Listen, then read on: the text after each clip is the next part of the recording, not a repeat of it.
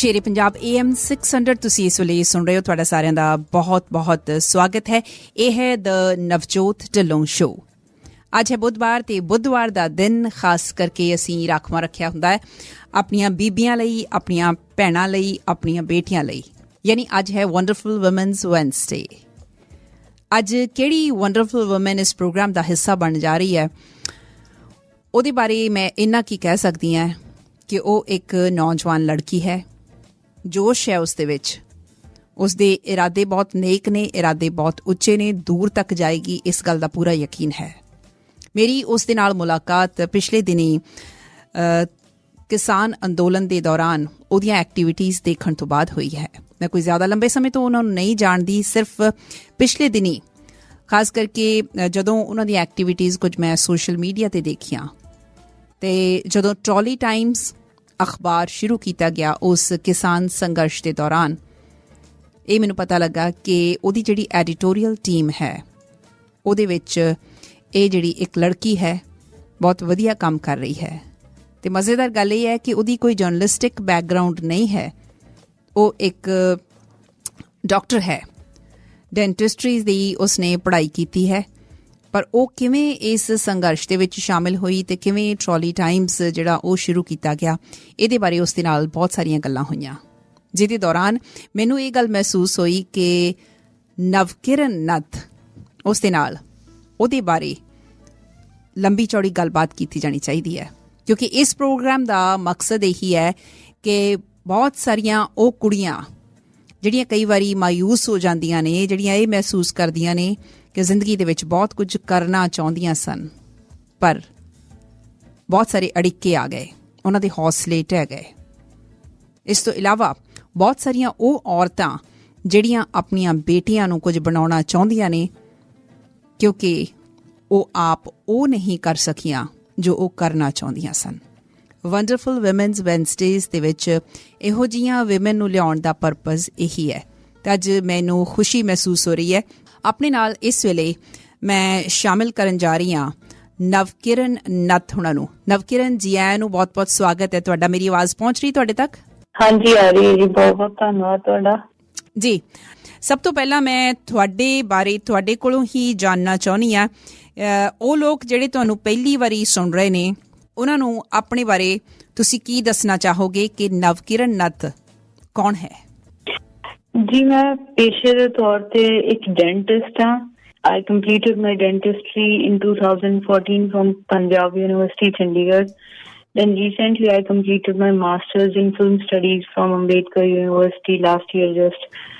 And ਉਸ ਤੋਂ ਇਲਾਵਾ ਮੈਂ ਲਗਭਗ ਪਿਛਲੇ 13-14 ਸਾਲਾਂ ਤੋਂ ਸਟੂਡੈਂਟ ਯੂਥ ਐਕਟਿਵਿਸਟ ਹਾਂ। ਮੈਂ ਆਪਣੇ ਸਕੂਲ ਦੇ ਦਿਨਾਂ ਤੋਂ ਲੈ ਕੇ ਹੁਣ ਤੱਕ ਵੱਖ-ਵੱਖ ਸਟੂਡੈਂਟਾਂ ਦੇ, ਯੂਥ ਦੇ ਮੁੱਦਿਆਂ ਤੇ ਐਕਟਿਵ ਰਹੀ ਹਾਂ, ਲੜਦੀ ਰਹੀ ਹਾਂ ਤੇ ਆਈ ਥਿੰਕ ਦੈਟਸ ਇਟ। ਅੱਛਾ, ਇਹ ਜਿਹੜੀ ਟਰਮ ਯੂਜ਼ ਕੀਤੀ ਜਾ ਰਹੀ ਹੈ ਐਕਟਿਵਿਸਟ ਤੇ ਐਕਟਿਵਿਜ਼ਮ, ਥੋੜਾ ਜਿਹਾ ਸਾਡੇ ਸੁਣਨ ਵਾਲਿਆਂ ਨੂੰ ਇਹਦੇ ਬਾਰੇ ਖੋਲ ਕੇ ਦੱਸੋ ਕਿ ਐਕਟਿਵਿਸਟ ਕੌਣ ਹੈ? ਬਹੁਤ ਵਾਰੀ ਕਿਹਾ ਜਾਂਦਾ ਹੈ ਕਿ ਸਟੂਡੈਂਟ ਐਕਟਿਵਿਸਟ, ਸੋਸ਼ਲ ਐਕਟਿਵਿਸਟ, ਇਹਦੇ ਬਾਰੇ ਦੱਸੋ। ਇਹਨੂੰ ਮੋਦੀ ਜੀ ਨੇ ਰੀਸੈਂਟਲੀ ਨਵੀਂ ਟਰਮ ਦਿੱਤੀ ਹੈ ਜੀ, ਅੰਦੋਲਨ ਜੀਵੀ। ਤੇ ਅਸੀਂ ਅੰਦੋਲਨ ਜੀਵੀ ਹਾਂ। ਅੱਛਾ,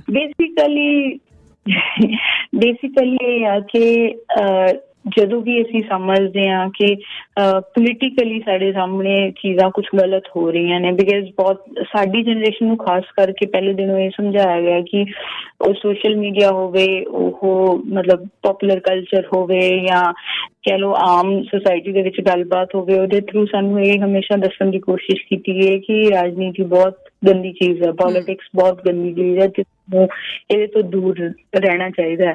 ਬਟ ਉਸਦੇ ਉਲਟਾ ਅਸੀਂ ਪਹਿਲੇ ਦਿਨ ਇਹ ਦੇਖਿਆ ਕਿ ਹਰ ਚੀਜ਼ ਸਾਡੀ ਜ਼ਿੰਦਗੀ ਦੀ ਹੈ ਜਿਹੜੀ ਉਹ ਰਾਜਨੀਤੀ ਡਿਸਾਈਡ ਕਰਦੀ ਆ। ਅਸੀਂ ਸਰਕਾਰੀ ਸਕੂਲਾਂ ਵਿੱਚ ਪੜ੍ਹਾਂਗੇ ਜਾਂ ਪ੍ਰਾਈਵੇਟ 'ਚ ਪੜ੍ਹਾਂਗੇ, ਜੇ ਪ੍ਰਾਈਵੇਟ 'ਚ ਪੜ੍ਹਾਂਗੇ ਤਾਂ ਉਹਨਾਂ ਦੀਆਂ ਫੀਸਾਂ ਕਿੰਨੀਆਂ ਹੋਣਗੀਆਂ, ਸਾਨੂੰ ਸਰਕਾਰੀ ਕਾਲਜਾਂ 'ਚ ਐਡਮਿਸ਼ਨਜ਼ ਮਿਲਣਗੀਆਂ ਨਹੀਂ ਮਿਲਣਗੀਆਂ, ਉਹ ਪੜ੍ਹ ਕੇ ਸਾਨੂੰ ਨੌਕਰੀਆਂ ਮਿਲਣਗੀਆਂ ਕਿ ਨਹੀਂ ਮਿਲਣਗੀਆਂ, ਸਭ ਕੁਛ ਸਾਡੀ ਪੋਲੀਟਿਕਸ ਡਿਸਾਈਡ ਕਰ ਰਹੀ ਹੈ। ਤੇ ਫਿਰ ਅਸੀਂ ਕਿੱਦਾਂ ਨੂੰ ਸਿਰਫ ਗੰਦਾ ਕਹਿ ਕੇ ਇਹਦੇ ਤੋਂ ਪਾਸੇ ਰਹਿ ਸਕਦੇ ਹਾਂ। ਤਾਂ ਉਸੇ ਹੀ ਕਹਿ ਲਓ ਪੋਲੀਟੀਕਲ ਪੋਲਿਸੀਜ਼ ਨੂੰ ਚੇਂਜ ਕਰਨ ਦਾ, ਚੈਲੰਜ ਕਰਨ ਦਾ ਜਿਹੜਾ ਸਾਰਾ ਪ੍ਰੋਸੈਸ ਹੈ, ਤੁਸੀਂ ਸੜਕਾਂ ਤੇ ਉਤਰ ਕੇ ਧਰਨੇ ਮੁਜ਼ਾਹਰੇ ਕਰਕੇ ਲੋਕਾਂ ਮਤਲਬ ਆਪਣੇ ਨਾਲ ਦੇ ਨਾਲ ਗੱਲਬਾਤ ਕਰਕੇ ਜਦੋਂ ਇਹਨਾਂ ਚੀਜ਼ਾਂ ਨੂੰ ਚੈਲੰਜ ਕਰਦੇ ਹੋ ਓਪਨਲੀ ਸੋਸਾਇਟੀ ਦੇ ਵਿੱਚ, ਮੈਨੂੰ ਲੱਗਦਾ ਉਸੇ ਨੂੰ ਐਕਟਿਵਿਜ਼ਮ ਕਹਿੰਦੇ ਨੇ। ਨਵਕਿਰਨ, ਇੱਕ ਆਮ ਸਧਾਰਨ ਕੁੜੀ ਦੇ ਲਈ, ਇੱਕ ਪਿੰਡ ਦੀ ਕੁੜੀ ਦੇ ਲਈ ਇਹ ਬਹੁਤ ਔਖਾ ਪੈਂਡਾ ਹੋ ਸਕਦਾ ਹੈ, ਪਰ ਮੈਂ ਜਿੱਥੇ ਤੱਕ ਜਾਣਦੀ ਹਾਂ ਤੁਹਾਡੇ ਬਾਰੇ, ਮੈਨੂੰ ਪਤਾ ਲੱਗਾ ਕਿ ਤੁਹਾਡੇ ਲਈ ਇਹ ਬਹੁਤਾ ਔਖਾ ਕੰਮ ਨਹੀਂ ਸੀ। ਤੁਹਾਨੂੰ ਕੋਈ ਇਹੋ ਜਿਹਾ ਘਰ ਦੇ ਵਿੱਚ ਮਾਹੌਲ ਨਹੀਂ ਮਿਲਿਆ ਜਿੱਥੇ ਕੁੜੀਆਂ ਦੀ ਰੋਕ ਟੋਕ ਕੀਤੀ ਜਾਂਦੀ ਹੋਵੇ ਕਿ ਤੁਸੀਂ ਆਹ ਨਹੀਂ ਕਰਨਾ, ਤੁਸੀਂ ਉਹ ਨਹੀਂ ਕਰਨਾ, ਜਾਂ ਤੁਸੀਂ ਆਹੀ ਕਰਨਾ ਤੇ ਆਹੀ ਕੀਤਾ ਜਾਣਾ ਚਾਹੀਦਾ। ਕੁੜੀਆਂ ਇਸੇ ਤਰ੍ਹਾਂ ਕਰਦੀਆਂ ਹੁੰਦੀਆਂ, ਕੁੜੀਆਂ ਇਸ ਤਰ੍ਹਾਂ ਨਹੀਂ ਕਰਦੀਆਂ ਹੁੰਦੀਆਂ। ਆਪਣੇ ਫੈਮਿਲੀ ਬੈਕਗਰਾਊਂਡ ਬਾਰੇ ਦੱਸੋ ਤੇ ਕਿਹੋ ਜਿਹਾ ਮਾਹੌਲ ਸੀ? ਜੀ ਲੱਕੀਲੀ ਲਾਈਕ ਇਸ ਪਰਸਪੈਕਟਿਵ ਤੋਂ ਮੈਂ ਕਾਫੀ ਪ੍ਰਿਵਿਲੇਜ ਰਹੀ ਹਾਂ। ਮੈਨੂੰ ਘਰ ਤੋਂ ਉਨੀ ਰੋਕ ਟੋਕ ਨਹੀਂ ਹੋਈ because both my parents they are also politically active from 1980s। ਉਹ ਦੋਨੋਂ ਹੀ ਕਿਉਂਕਿ ਗਵਰਨਮੈਂਟ ਇੰਪਲੋਈਜ਼ ਰਹੇ ਨੇ ਤਾਂ ਇੰਪਲੋਈਜ਼ ਯੂਨੀਅਨ ਦੇ ਵਿੱਚ ਵੀ ਉਹ ਐਕਟਿਵ ਰਹੇ ਨੇ ਦੋਨੋਂ ਆਪਣੇ ਟਾਈਮ ਦੇ ਵਿੱਚ। ਉਸ ਤੋਂ ਇਲਾਵਾ ਪਹਿਲੇ ਦਿਨ ਤੋਂ ਜਿਹੜੇ ਕਿਸਾਨਾਂ ਦੇ ਮੁੱਦੇ ਨੇ ਉਹਨਾਂ ਦੇ ਉੱਤੇ ਦੋਨੋਂ ਵੋਕਲ ਰਹੇ ਨੇ। ਸਟਾਰਟਿੰਗ ਫਰੋਮ 1990s ਜਦੋਂ ਇੰਡੀਆ ਦੇ ਵਿੱਚ ਕਹਿ ਲਓ ਗਲੋਬਲਾਈਜੇਸ਼ਨ ਤੇ ਲਿਬਰਲਾਈਜੇਸ਼ਨ ਦੀਆਂ ਪਾਲਿਸੀਜ਼ ਇੰਟਰੋਡਿਊਸ ਕੀਤੀਆਂ ਗਈਆਂ ਸੀ, ਉਦੋਂ ਤੋਂ ਇਹਨਾਂ ਪਾਲਿਸੀਜ਼ ਦੇ ਖਿਲਾਫ ਲਗਾਤਾਰ ਸੜਕਾਂ ਤੇ ਨੇ, ਇਹਨਾਂ ਦੇ ਖਿਲਾਫ ਬੋਲ ਰਹੇ ਨੇ, ਲੜ ਰਹੇ ਨੇ, ਲੋਕਾਂ ਨੂੰ ਸਮਝਾ ਰਹੇ ਨੇ ਕਿ ਪਾਲਿਸੀਜ਼ ਕਿਵੇਂ ਗਲਤ ਨੇ। ਇਸ ਕਰਕੇ ਕਹਿ ਲਓ ਕਿ ਇੱਕ ਮੋਟਾ ਮੋਟੀ ਲੈਫਟ ਪੋਲੀਟਿਕਸ ਦਾ ਮਾਹੌਲ ਮੈਨੂੰ ਪਹਿਲੇ ਦਿਨੋਂ ਘਰ ਤੋਂ ਹੀ ਮਿਲਿਆ ਸੀਗਾ। ਬਟ ਇਹ ਵੀ ਨਾਲ ਦੀ ਨਾਲ ਸੱਚ ਹੈ ਕਿ ਸਮਾਜ ਮੇਰੇ ਲਈ ਕੋਈ ਵੱਖਰਾ ਨਹੀਂ ਸੀਗਾ, ਜਿਹੜਾ ਕਿਸੇ ਵੀ ਕੁੜੀ ਲਈ ਹੁੰਦਾ ਮੇਰੇ ਲਈ ਵੀ ਸਮਾਜ ਉਸੇ ਤਰੀਕੇ ਦਾ ਸੀਗਾ। ਘਰ ਤੋਂ ਮੈਨੂੰ ਜ਼ਰੂਰ ਪ੍ਰਿਵਿਲੇਜ ਮਿਲੀ ਸੀ ਕਿ ਰੋਕ ਟੋਕ ਨਹੀਂ ਸੀ, ਬਟ ਕਹਿ ਲਓ ਸਿਮਿਲਰ ਸਮਾਜ ਚੋਂ ਹੀ ਅਸੀਂ ਵੀ ਲੰਘ ਕੇ ਆਏ ਹਾਂ। ਉਹਦੇ ਚ ਕਹਿ ਲਓ ਜਿਹੜਾ ਸ਼ੁਰੂ ਤੋਂ ਇੱਕ ਪੋਲੀਟੀਕਲ ਮਾਹੌਲ ਮਿਲਿਆ ਉਹਨੇ ਇੱਕ ਵੱਖਰੀ ਕਿਸਮ ਦੀ ਸਟਰੈਂਥ ਦਿੱਤੀ ਤੇ ਨਾਲ ਦੀ ਨਾਲ ਜਿਹੜਾ ਕਹਿ ਲਓ ਪੜ੍ਹਾਈ ਤੱਕ ਪਹੁੰਚਣ ਦੀ ਜਿਹੜੀ ਇੱਕ ਪ੍ਰਿਵਿਲੇਜ ਸੀ ਉਹਨੇ ਵੀ ਬਹੁਤ ਮਦਦ ਕੀਤਾ। ਜਦੋਂ ਯੂਨੀਵਰਸਿਟੀਆਂ 'ਚ ਜਾਂਦੇ ਹਾਂ ਇੱਕ ਵੱਖਰੇ ਕਿਸਮ ਦਾ ਕੌਨਫੀਡੈਂਸ, ਉਸ ਤੋਂ ਇਲਾਵਾ ਬਚਪਨ ਤੋਂ ਲਿਟਰੇਚਰ ਪੜ੍ਹਨਾ, ਉਹਦੇ ਨਾਲ ਤੁਹਾਡਾ ਇੱਕ ਕਹਿ ਲਓ ਮੈਂਟਲ ਆਰਟੀਕੂਲੇਸ਼ਨ ਚੀਜ਼ਾਂ ਨੂੰ ਲੈ ਕੇ, ਉਹਨਾਂ ਸਾਰੀਆਂ ਚੀਜ਼ਾਂ ਨੇ ਅੱਜ ਤੱਕ ਜਿੱਥੇ ਪਹੁੰਚੇ ਆ ਉਹ ਸਭ ਕਰਨ 'ਚ ਮਦਦ ਕੀਤੀ ਆ। ਤੁਸੀਂ ਦੱਸਿਆ ਕਿ ਪੇਰੈਂਟਸ ਤੁਹਾਡੇ ਐਕਟਿਵ ਰਹੇ ਆ, ਐਕਟਿਵਿਜ਼ਮ ਦੇ ਵਿੱਚ ਰਹੇ ਆ, ਪੋਲੀਟਿਕਸ ਦੇ ਵਿੱਚ ਰਹੇ ਆ, ਯੂਨੀਅਨਸ ਦੇ ਵਿੱਚ ਰਹੇ ਆ, ਹਮੇਸ਼ਾ ਉਹ ਕਿਸਾਨਾਂ ਦੇ ਲਈ ਕੰਮ ਕਰਦੇ ਰਹੇ ਆ। ਤੁਹਾਨੂੰ ਯਾਦ ਹੈ ਕਿ ਤੁਸੀਂ ਕਦੋਂ ਇਸ ਚੀਜ਼ ਬਾਰੇ ਜਾਗਰੂਕ ਹੋ ਗਏ ਸੀ, ਜਦੋਂ ਤੁਹਾਨੂੰ ਵੀ ਚੰਗਾ ਲੱਗਣਾ ਸ਼ੁਰੂ ਹੋ ਗਿਆ ਸੀ ਇਸ ਚੀਜ਼, ਇਹਨਾਂ ਗੱਲਾਂ ਬਾਤਾਂ ਦੇ ਨਾਲ ਐਸੋਸੀਏਟ ਹੋਣਾ, ਜਾਂ ਤੁਹਾਨੂੰ ਆਪਣੇ ਪੇਰੈਂਟਸ ਦੀਆਂ ਇਹ ਐਕਟੀਵਿਟੀਜ਼ ਕਿਸੇ ਸਮੇਂ ਬੋਰਿੰਗ ਲੱਗਦੀਆਂ ਹੁੰਦੀਆਂ ਸੀ, ਤੁਸੀਂ ਦੂਰ ਰਹਿੰਦੇ ਹੁੰਦੇ ਸੀ? ਕੀ ਹੁੰਦਾ ਸੀ ਮਨ ਦੇ ਵਿੱਚ? ਕਾਫੀ ਮਤਲਬ ਅਲੱਗ-ਅਲੱਗ ਟਾਈਮ ਤੇ ਅਲੱਗ-ਅਲੱਗ ਕਿਸਮ ਦੇ ਕਹਿ ਲਓ ਮੂਡਸ ਹੁੰਦੇ ਰਹੇ ਨੇ। ਬਿਕਾਜ਼ ਮੇਰੇ ਪੇਰੈਂਟਸ ਨੇ ਜਿਹੜੀ ਇੱਕ ਚੀਜ਼ ਬਹੁਤ ਵਧੀਆ ਕੀਤੀ ਉਹ ਇਹ ਕਿ ਉਹਨਾਂ ਨੇ ਮਤਲਬ ਸਾਨੂੰ ਆਪਣੇ ਐਕਟਿਵਿਜ਼ਮ ਤੋਂ ਕਦੇ ਵੱਖਰਾ ਨਹੀਂ ਰੱਖਿਆ, ਜੋ ਕਿ ਮੈਂ ਆਪਣੇ ਟਾਈਮ ਤੇ ਕਈ ਹੋਰ ਪ੍ਰੋਗਰੈਸ ਲੈਫਟ ਪਰਿਵਾਰਾਂ ਦੇ ਬੱਚਿਆਂ ਨਾਲ ਦੇਖਿਆ ਕਿ ਉਹਨਾਂ ਨੂੰ ਲੱਗਿਆ ਕਿ ਮਤਲਬ ਫੈਮਿਲੀਜ਼ ਨੂੰ ਲੱਗਿਆ ਕਿ ਹਾਂਜੀ ਅਸੀਂ ਕੁਝ ਚੰਗਾ ਕਰ ਰਹੇ ਹਾਂ ਬਟ ਸਾਡੇ ਬੱਚੇ ਆਪਣਾ ਕਰੀਅਰ ਸੈੱਟ ਕਰਨ, ਬਾਹਰ ਜਾ ਕੇ ਸੈਟਲ ਹੋ ਜਾਣ, ਉਹ ਇਹ ਸਭ ਨਾ ਕਰਨ। ਇਸ ਕਰਕੇ ਉਹਨਾਂ ਨੂੰ ਪਾਸੇ ਰੱਖਿਆ। ਸਾਡੇ ਪੇਰੈਂਟਸ ਨੇ ਉਹ ਨਹੀਂ ਕੀਤਾ। ਮਤਲਬ starting from day 1 when I was born my father was in jail ਤੇ ਉਹਨਾਂ ਨੇ ਮੈਨੂੰ ਕਈ ਮਹੀਨਿਆਂ ਬਾਅਦ ਦੇਖਿਆ ਸੀਗਾ ਇਨਫੈਕਟ ਬਰਥ ਤੋਂ।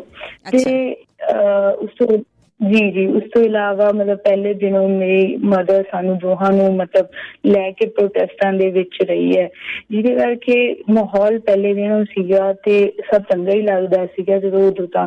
ਤੇ ਪ੍ਰੈਕਟਿਸ ਵੀ ਸਾਡੀ ਇਸ ਕਿਸਮ ਦੀ ਹੁੰਦੀ ਸੀਗੀ ਕਿ ਆਈ ਸਟਿਲ ਰਿਮੈਂਬਰ ਮੈਂ ਸੈਕਿੰਡ ਥਰਡ ਕਲਾਸ ਚ ਸੀਗੀ ਤੇ ਇਟ ਵਾਜ਼ ਮਾਈ ਬਰਥਡੇ ਤੇ ਮੇਰੀਆਂ ਕੁਛ ਫਰੈਂਡਸ ਘਰ ਆਈਆਂ ਸੀ, ਬਾਕੀ ਰਿਲੇਟਿਵ ਸੀਗੇ ਤੇ ਜਦੋਂ ਸਾਰੇ ਮਤਲਬ ਖਾਣਾ ਵਾਣਾ ਖਾ ਹਟੇ ਪਾਪਾ ਨੇ ਨਾ ਮੈਨੂੰ ਉੱਥੇ ਸਾਡੇ ਵਿਹੜੇ ਚ ਬਾਹਰ ਨਾ ਸ਼ੈਲਫ ਬਣੀ ਹੁੰਦੀ ਸੀ ਤੇ ਚੱਕ ਕੇ ਸ਼ੈਲਫ ਤੇ ਖੜਾ ਕਰਤਾ। ਮੈਨੂੰ ਕਹਿੰਦੇ ਧੰਨਵਾਦ ਭਾਸ਼ਣ ਦੇ, ਸਾਰਿਆਂ ਦਾ ਧੰਨਵਾਦ ਕਰ। ਤੇ ਮੈਂ ਏਦਾਂ ਬਲੈਂਕ ਹੋ ਕੇ ਖੜਦੀ ਅਤੇ ਵੀ ਮੈਂ ਕੀ ਕਹਾਂ ਇੱਥੇ ਹਨਾ। ਤੇ ਹੀ ਸਰ ਨਹੀਂ ਸਾਰੇ ਤੇਰੇ ਜਨਮ ਦਿਨ ਤੇ ਆਏ ਨੇ ਤੇ ਤੈਨੂੰ ਕਈ ਗਿਫਟ ਵੀ ਲੈ ਕੇ ਆਏ ਨੇ ਤੇ ਤੂੰ ਉਹਨਾਂ ਦਾ ਧੰਨਵਾਦ ਕਰ। ਤੇ ਮੈਨੂੰ ਚਲੋ ਉਦੋਂ ਜਿਹੜੀਆਂ ਵੀ 2-4 ਲਾਈਨਾਂ ਸਰਦੀਆਂ ਬਣੀਆਂ, ਮੈਂ ਕਹਿ ਤਾ ਵੀ ਭੂਆ ਜੀ ਆਏ, ਚਾਚਾ ਜੀ ਆਏ, ਆ ਆਇਆ, ਉਹ ਆਇਆ, ਇਹਨਾਂ ਦਾ ਮੈਨੂੰ ਚੰਗਾ ਲੱਗਿਆ, thank you. But later I realise ਕਿ ਕਿੱਦਾਂ ਇਹਨਾਂ ਛੋਟੀਆਂ ਐਕਟੀਵਿਟੀਜ਼ ਨੇ ਸਾਡਾ ਸਟੇਜ ਫੀਅਰ ਤੋੜਿਆ, ਹਨਾ, ਸਾਨੂੰ ਮਤਲਬ ਪਬਲਿਕ ਬਣਨ ਚ ਮਦਦ ਕੀਤੀ। ਤੇ ਉੱਥੋਂ ਹੀ ਚੀਜ਼ਾਂ ਕਹਿ ਲਓ ਹੌਲੀ ਹੌਲੀ ਸਟਾਰਟ ਹੋਈਆਂ। ਬਟ ਮੀਨਵਾਈਲ ਕਈ ਏਦਾਂ ਦੇ ਪਰਸਨਲ ਕਹਿ ਲਓ ਹਾਰਸ਼ ਐਕਸਪੀਰੀਅੰਸ ਵੀ ਰਹੇ ਬੀਇੰਗ ਯੰਗ ਗਰਲ ਸੁਸਾਇਟੀ ਦੇ ਵਿੱਚ।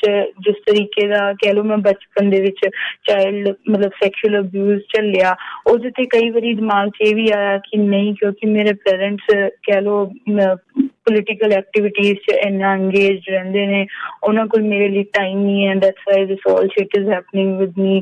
ਤੇ ਮਤਲਬ ਉਦੋਂ ਇੱਕ ਸਮਾਂ ਉਹ ਵੀ ਸੀ, ਮਤਲਬ ਸਪੈਸ਼ਲੀ ਟੀਨਏਜ ਈਅਰਸ ਮੇਰੇ, ਜਦੋਂ ਮੈਨੂੰ ਲੱਗਿਆ ਕਿ ਨਹੀਂ, ਕਿਉਂਕਿ ਮੇਰੇ ਪੇਰੈਂਟਸ ਮਤਲਬ ਐਕਟਿਵਿਜ਼ਮ 'ਚ ਬਿਜ਼ੀ ਰਹਿੰਦੇ ਨੇ, ਉਹ ਮੈਨੂੰ ਟਾਈਮ ਨਹੀਂ ਦੇ ਸਕੇ। That's why like this happen to me and ਮਤਲਬ ਆਈ ਸਟਾਰਟਡ ਹੇਟਿੰਗ ਇਟ ਕਿ ਮੈਂ ਨਹੀਂ ਇਹ ਕਰਨਾ, ਨਾ। But later when I went to college and I met other friends ਜਿਨ੍ਹਾਂ ਦੇ ਪੇਰੈਂਟਸ, ਜਿਨ੍ਹਾਂ ਦੀਆਂ ਕਈਆਂ ਦੀਆਂ ਮੰਮੀਆਂ ਹਾਊਸ ਵਾਈਫ ਸੀਗੀਆਂ। I realized ਕਿ ਉਹਨਾਂ ਨਾਲ ਵੀ ਉੱਦਾਂ ਦੇ ਐਕਸਪੀਰੀਅੰਸ ਹੋਏ, ਬਲਕਿ ਉਸ ਤੋਂ ਕਿਨੋਨੇ ਐਕਸਪੀਰੀਅੰਸ ਹੋਏ ਚਾਈਲਡ ਸੈਕਸ਼ੂਅਲ ਅਬਿਊਜ਼ ਦੇ। ਤੇ ਮੈਂ ਵੱਖਰੀਆਂ ਕਿਸਮ ਦੀਆਂ ਸਟੋਰੀ ਸੁਣੀਆਂ ਵੀ ਚਲੋ ਘਰ ਵਾਲੇ ਘਰ ਸੀਗੇ ਤਾਂ ਵੀ ਇਹ ਸਾਰਾ ਕੁਛ ਹੋਇਆ। ਦੈਨ I realized ਕਿ ਇਹਦੇ ਨਾਲ ਮਤਲਬ ਮੇਰੇ ਪੇਰੈਂਟਸ ਦਾ ਐਕਟਿਵਿਜ਼ਮ ਦਾ ਕੋਈ ਲੈਣ ਦੇਣ ਨਹੀਂ ਹੈ, ਕਿ ਕਿਉਂਕਿ ਉਹ ਬਿਜ਼ੀ ਰਹਿੰਦੇ ਸੀ। ਸ਼ਾਇਦ ਮੇਰੀ ਮਦਰ ਫਰੀ ਵੀ ਹੁੰਦੀ ਤਾਂ ਵੀ ਮਤਲਬ ਕਿਸੇ ਨੇ ਮੌਕਾ ਤਾੜ ਕੇ ਮੈਨੂੰ ਹਰਾਸ ਕਰ ਜਾਣਾ ਸੀ। It's more about society, not about my mother ਔਰ not about anyone's mother, ਕਿਉਂਕਿ ਮਦਰਜ਼ ਹਮੇਸ਼ਾ ਹੀ ਪ੍ਰੋਟੈਕਟ ਕਰਦੀਆਂ, ਫੈਮਲੀਜ਼ ਹਮੇਸ਼ਾ ਹੀ ਟਰਾਈ ਕਰਦੀਆਂ ਮੋਸਟ ਆਫ ਦਾ ਕੇਸਿਸ 'ਚ ਆਪਣੇ ਬੱਚਿਆਂ ਨੂੰ ਪ੍ਰੋਟੈਕਟ ਕਰਕੇ ਰੱਖਣੀਆਂ। ਬਟ ਅਸੀਂ ਸਮਾਜ 'ਚ ਇੱਦਾਂ ਦੇ 'ਚ ਰਹਿ ਰਹੇ ਹਾਂ ਜਿਹੜਾ ਅਲਾਓ ਨਹੀਂ ਕਰਦਾ ਸਾਡੇ ਬੱਚਿਆਂ ਨੂੰ ਖੁੱਲ੍ਹ ਕੇ ਜਿਉਣ ਦਾ, ਵੱਡੇ ਹੋਣ ਨੂੰ। ਤੇ ਦੈਨ ਆਈ ਰੀਅਲਾਈਜ਼ ਕਿ ਨਹੀਂ, ਇਹਦੇ 'ਚ ਐਕਟਿਵਿਜ਼ਮ ਦਾ ਕੋਈ ਦੋਸ਼ ਨਹੀਂ, ਬਲਕਿ ਐਕਟਿਵਿਜ਼ਮ ਇਹਨੂੰ ਠੀਕ ਕਰਨ 'ਚ ਯੋਗਦਾਨ ਨਿਭਾਉਂਦਾ ਹੈ।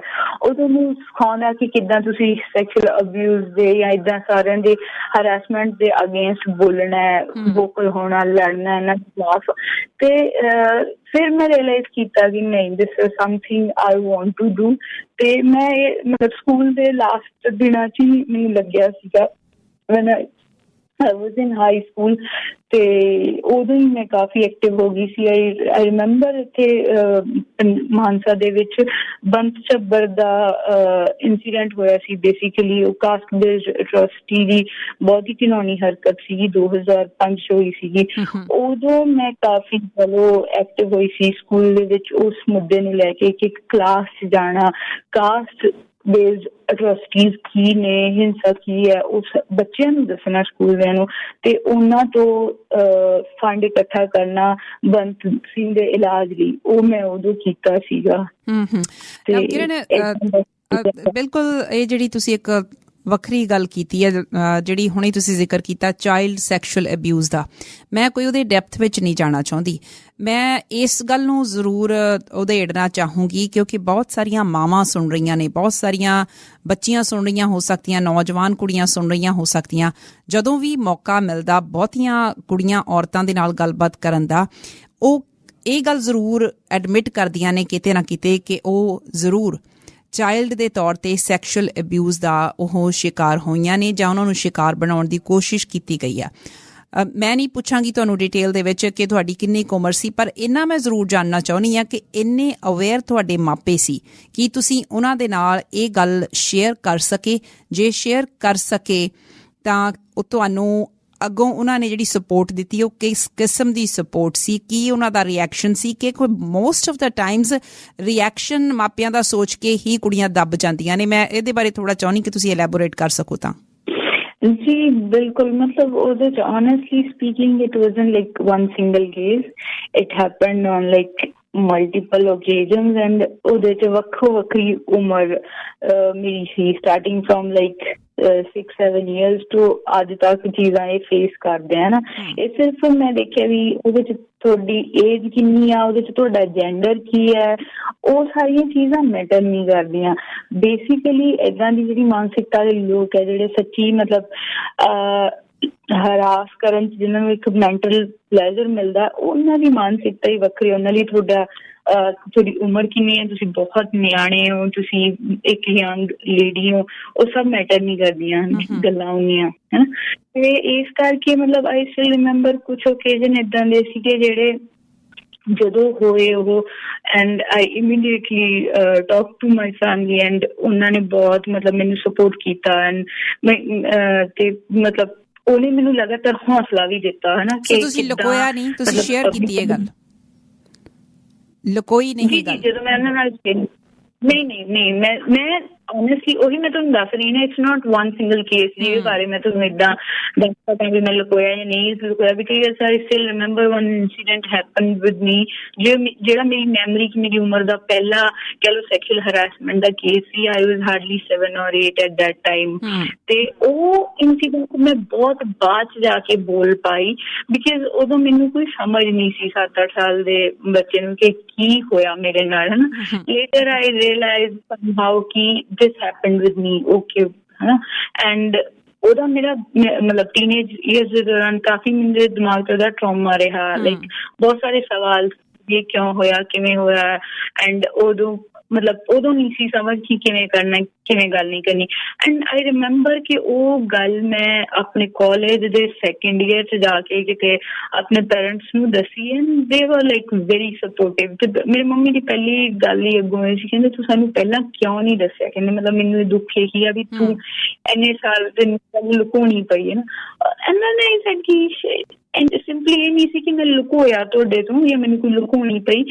ਗੱਲ ਇਹ ਆ ਵੀ ਉਹ ਇੰਨੀ ਮਤਲਬ ਪੁਰਾਣੀ ਗੱਲ ਹੋ ਗਈ ਸੀ ਤੇ ਮੈਨੂੰ ਮਤਲਬ ਉਹ ਆਰਟੀਕੂਲੇਸ਼ਨ ਤੁਹਾਨੂੰ ਸਮਝ ਆਉਣ 'ਚ ਵੀ ਕਈ ਵਾਰੀ ਟਾਈਮ ਲੱਗਦਾ ਕਿ ਗੱਲ ਨੂੰ ਮੈਂ ਕਿੱਦਾਂ ਡਿਸਕਸ ਕਰਦੀ, ਮੈਂ ਕਿੱਦਾਂ ਦੱਸਦੀ ਕਿ ਉਹਦਾ ਕਿੰਨਾ ਮੈਂਟਲ ਟਰਾਮਾ ਅੱਜ ਤੱਕ ਮੇਰੇ ਦਿਮਾਗ 'ਚ ਪਿਆ ਹੈਗਾ।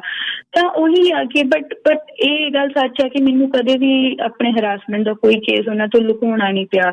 ਮੈਨੂੰ ਪਰਿਵਾਰ ਤੋਂ ਮੁੜ ਕੇ ਇਹ ਨਹੀਂ ਸੁਣਨਾ ਪਿਆ ਵੀ ਤੂੰ ਅੱਜ ਤੋਂ ਬਾਅਦ ਘਰੋਂ ਬਾਹਰ ਨਹੀਂ ਜਾਏਂਗੀ ਜਾਂ ਤੇਰੀ ਕੋਈ ਗਲਤੀ ਸੀ ਜਾਂ ਕੁਛ ਕੀਤਾ ਹੋਣਾ।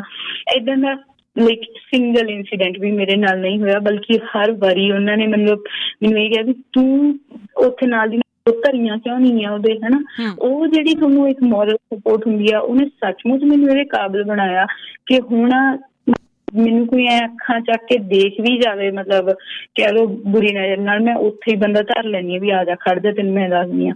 ਤੇ ਮੈਨੂੰ ਲੱਗਦਾ ਉਹ ਜਿਹੜਾ ਕੌਨਫੀਡੈਂਸ ਹੈ ਤੇ ਉਹ ਬੇਸਿਕਲੀ ਇੱਕ ਸਪੋਰਟ ਨਾਲ ਹੀ ਆਉਂਦਾ। ਤੁਹਾਨੂੰ ਪਰਿਵਾਰ ਤੋਂ ਮਿਲੇ, ਤੁਹਾਨੂੰ ਪੀਅਰ ਸਰਕਲ ਤੋਂ ਮਿਲੇ, ਤੁਹਾਨੂੰ ਸੁਸਾਇਟੀ ਤੋਂ ਮਿਲੇ ਤੇ ਕਈਆਂ ਨੂੰ ਪਰਿਵਾਰਾਂ ਤੋਂ ਮਿਲ ਜਾਂਦੀਆਂ, ਬਟ ਮੈਨੂੰ ਲੱਗਦਾ ਉਹ ਸਪੋਰਟ ਸੁਸਾਇਟੀ ਤੋਂ ਮਿਲਣੀ ਚਾਹੀਦੀ ਹੈ। ਨਵਕਿਰਨ, ਜਦੋਂ ਹੁਣ ਤੁਸੀਂ ਇਸ ਵੇਲੇ ਅੰਦੋਲਨ ਦੇ ਵਿੱਚ ਬੈਠੇ ਹੋ, ਕਿਸਾਨਾਂ ਦੇ ਸੰਘਰਸ਼ ਦੇ ਵਿੱਚ ਸਾਥ ਦੇ ਰਹੇ ਹੋ, ਜੇ ਮੈਂ ਅੰਦਾਜ਼ਾ ਲਾਉਣ ਦੀ ਕੋਸ਼ਿਸ਼ ਕਰਾਂ ਕੀ ਤੁਸੀਂ ਉਸ ਅੰਦਾਜ਼ੇ ਨੂੰ ਗਲਤ ਜਾਂ ਸਹੀ ਠਹਿਰਾ ਸਕਦੇ ਹੋ ਕਿ ਜੇ ਮੈਂ ਕਹਾਂ ਕਿ ਮੈਜੋਰਿਟੀ ਉੱਥੇ ਜਿਹੜੇ ਨੌਜਵਾਨ ਬੈਠੇ ਨੇ 4 ਲੱਖ 5 ਲੱਖ ਜਾਂ ਉਸ ਤੋਂ ਘੱਟ, ਕਿੰਨੀ ਕੁ ਗਿਣਤੀ ਹੈ?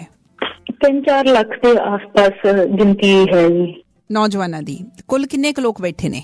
ਕੁੱਲ ਇਸ ਟਾਈਮ ਪੰਜੋਂ ਬਾਰਡਰਾਂ ਨੂੰ ਮਿਲਾ ਕੇ ਲਗਭਗ 8 ਤੋਂ 10 ਲੱਖ ਦੇ ਕਰੀਬ ਲੋਕ ਨੇ। ਸਾਡੇ ਸੁਣਨ ਵਾਲੇ ਨੂੰ ਟਰਾਲੀ ਟਾਈਮਸ ਬਾਰੇ ਥੋੜਾ ਤੁਸੀਂ ਵਿਸਥਾਰ ਦਿਓ ਕਿ ਟਰਾਲੀ ਟਾਈਮਸ ਦਾ ਜਿਹੜਾ ਆਈਡੀਆ ਉਹ ਕਿਸ ਤਰ੍ਹਾਂ ਡਿਵੈਲਪ ਹੋਇਆ ਤੇ ਇਸ ਵੇਲੇ ਟਰਾਲੀ ਟਾਈਮਸ ਕਿਵੇਂ ਚੱਲ ਰਿਹਾ?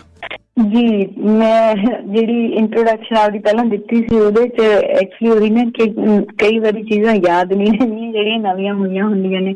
ਤੇ ਹੁਣ ਮੈਂ ਟਰਾਲੀ ਟਾਈਮਸ ਦੇ ਆਉਣ ਤੋਂ ਬਾਅਦ ਜਰਨਲਿਸਟਾਂ ਦੀ ਕੈਟੇਗਰੀ 'ਚ ਵੀ ਆਉਣ ਲੱਗ ਗਈ ਹਾਂ, ਜਿਹੜਾ ਕਿ ਕਹਿ ਲਓ ਵੀ ਹਾਂਜੀ। ਤੇ ਮਤਲਬ ਲੋਕ ਮਾਨਤਾ ਦੇਣ ਲੱਗ ਗਏ ਨੇ, ਹਾਲੇ ਆਪਦੇ ਆਪ ਨੂੰ ਤਾਂ ਹਜ਼ਮ ਨਹੀਂ ਹੋ ਰਿਹਾ।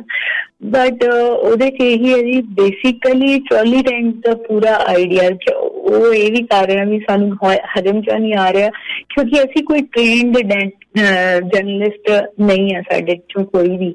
ਅਸੀਂ ਉਹ ਸਾਰੇ ਨੌਜਵਾਨ ਜਿਹੜੇ ਖੁਦ ਪਹਿਲੇ ਦਿਨੋਂ ਇਸ ਅੰਦੋਲਨ ਦਾ ਹਿੱਸਾ, ਸਾਨੂੰ ਅੰਦੋਲਨ 'ਚ ਰਹਿੰਦਿਆਂ ਵਿਚਰਦਿਆਂ ਇੱਕ ਗੱਲ ਮਹਿਸੂਸ ਹੋਈ ਕਿ ਅੰਦੋਲਨ ਕਿਉਂਕਿ ਇੰਨੇ ਵਿਸਤਾਰਤ ਨੇ, ਇੰਨੇ ਵੱਡੇ ਰੂਪ 'ਚ ਫੈਲੇ ਹੋਏ ਨੇ ਕਿ ਉੱਥੇ ਇੱਕ ਕਨੈਕਟੀਵਿਟੀ ਦਾ ਲੈਕ ਮਹਿਸੂਸ ਹੁੰਦਾ, ਸਟੇਜ ਤੇ ਕੀ ਹੋ ਰਿਹਾ ਉਹ ਇੱਕਦਮ ਪਿੱਛੇ ਤੱਕ ਪਤਾ ਨਹੀਂ ਲੱਗਦਾ ਸੀਗਾ।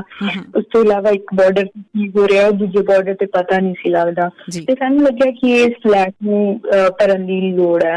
ਉਸ ਤੋਂ ਇਲਾਵਾ ਇਹ ਵੀ ਸੀ ਕਿ ਇੰਡੀਆ ਦਾ ਨੈਸ਼ਨਲ ਮੀਡੀਆ ਜਿਹੜਾ ਅਸੀਂ ਸਮਝਦੇ ਕਿ ਨੀਅਰਲੀ 80 to 85% ਮੀਡੀਆ ਇਸ ਟਾਈਮ ਪ੍ਰੋ ਸਟੇਟ ਹੈ, ਕਾਰਪੋਰੇਟ ਮੀਡੀਆ, ਉਹ ਪੂਰੇ ਅੰਦੋਲਨ ਦੇ ਨੈਰੇਟਿਵ ਨੂੰ ਡੀਰੇਲ ਕਰਨ ਦੀ ਕੋਸ਼ਿਸ਼ ਕਰ ਰਿਹਾ ਸੀ। ਸਾਨੂੰ ਲੱਗਿਆ ਕਿ ਇਹਨੂੰ ਵੀ ਕਾਊਂਟਰ ਕੀਤੇ ਜਾਣਾ ਜ਼ਰੂਰੀ ਹੈ ਤੇ ਉਹ ਅੰਦੋਲਨ ਦੇ ਵਿੱਚੋਂ ਕੀਤੇ ਜਾਣਾ ਜ਼ਰੂਰੀ ਹੈ। ਏਦਾਂ ਨਹੀਂ ਹੈਗਾ ਸਾਡੇ ਕੋਲ ਆਲਟਰਨੇਟਿਵ ਮੀਡੀਆ ਹੈ ਨਹੀਂ ਸੀ ਪਹਿਲਾਂ, we already like have alternative media houses, but ਉਹਨਾਂ ਦੀਆਂ ਕੁਛ ਲਿਮਿਟੇਸ਼ਨਸ ਸੀਗੀਆਂ, ਜਿੱਦਾਂ ਦਾ ਵਾਇਰ, ਕੈਰਵਾਂ, ਇਸ ਤਰੀਕੇ ਦੇ ਬਹੁਤ ਸਾਰੇ ਕਹਿ ਲਓ ਮੀਡੀਆ ਹੈਂਡਲਸ ਨੇ, ਨਿਊਜ਼ ਕਲਿੱਕ ਵਗੈਰਾ, ਬਟ ਉਹਨਾਂ ਦਾ ਇੱਕ ਲਿਮਿਟਡ ਆਡੀਅੰਸ ਹੈ, ਉਹਨਾਂ ਦੀ ਟੈਕਸੀ ਜਨਤਾ ਜਿਹੜੀ ਉਹ ਉਹਨਾਂ ਦੀ ਆਡੀਅੰਸ ਹੈ ਨਾ।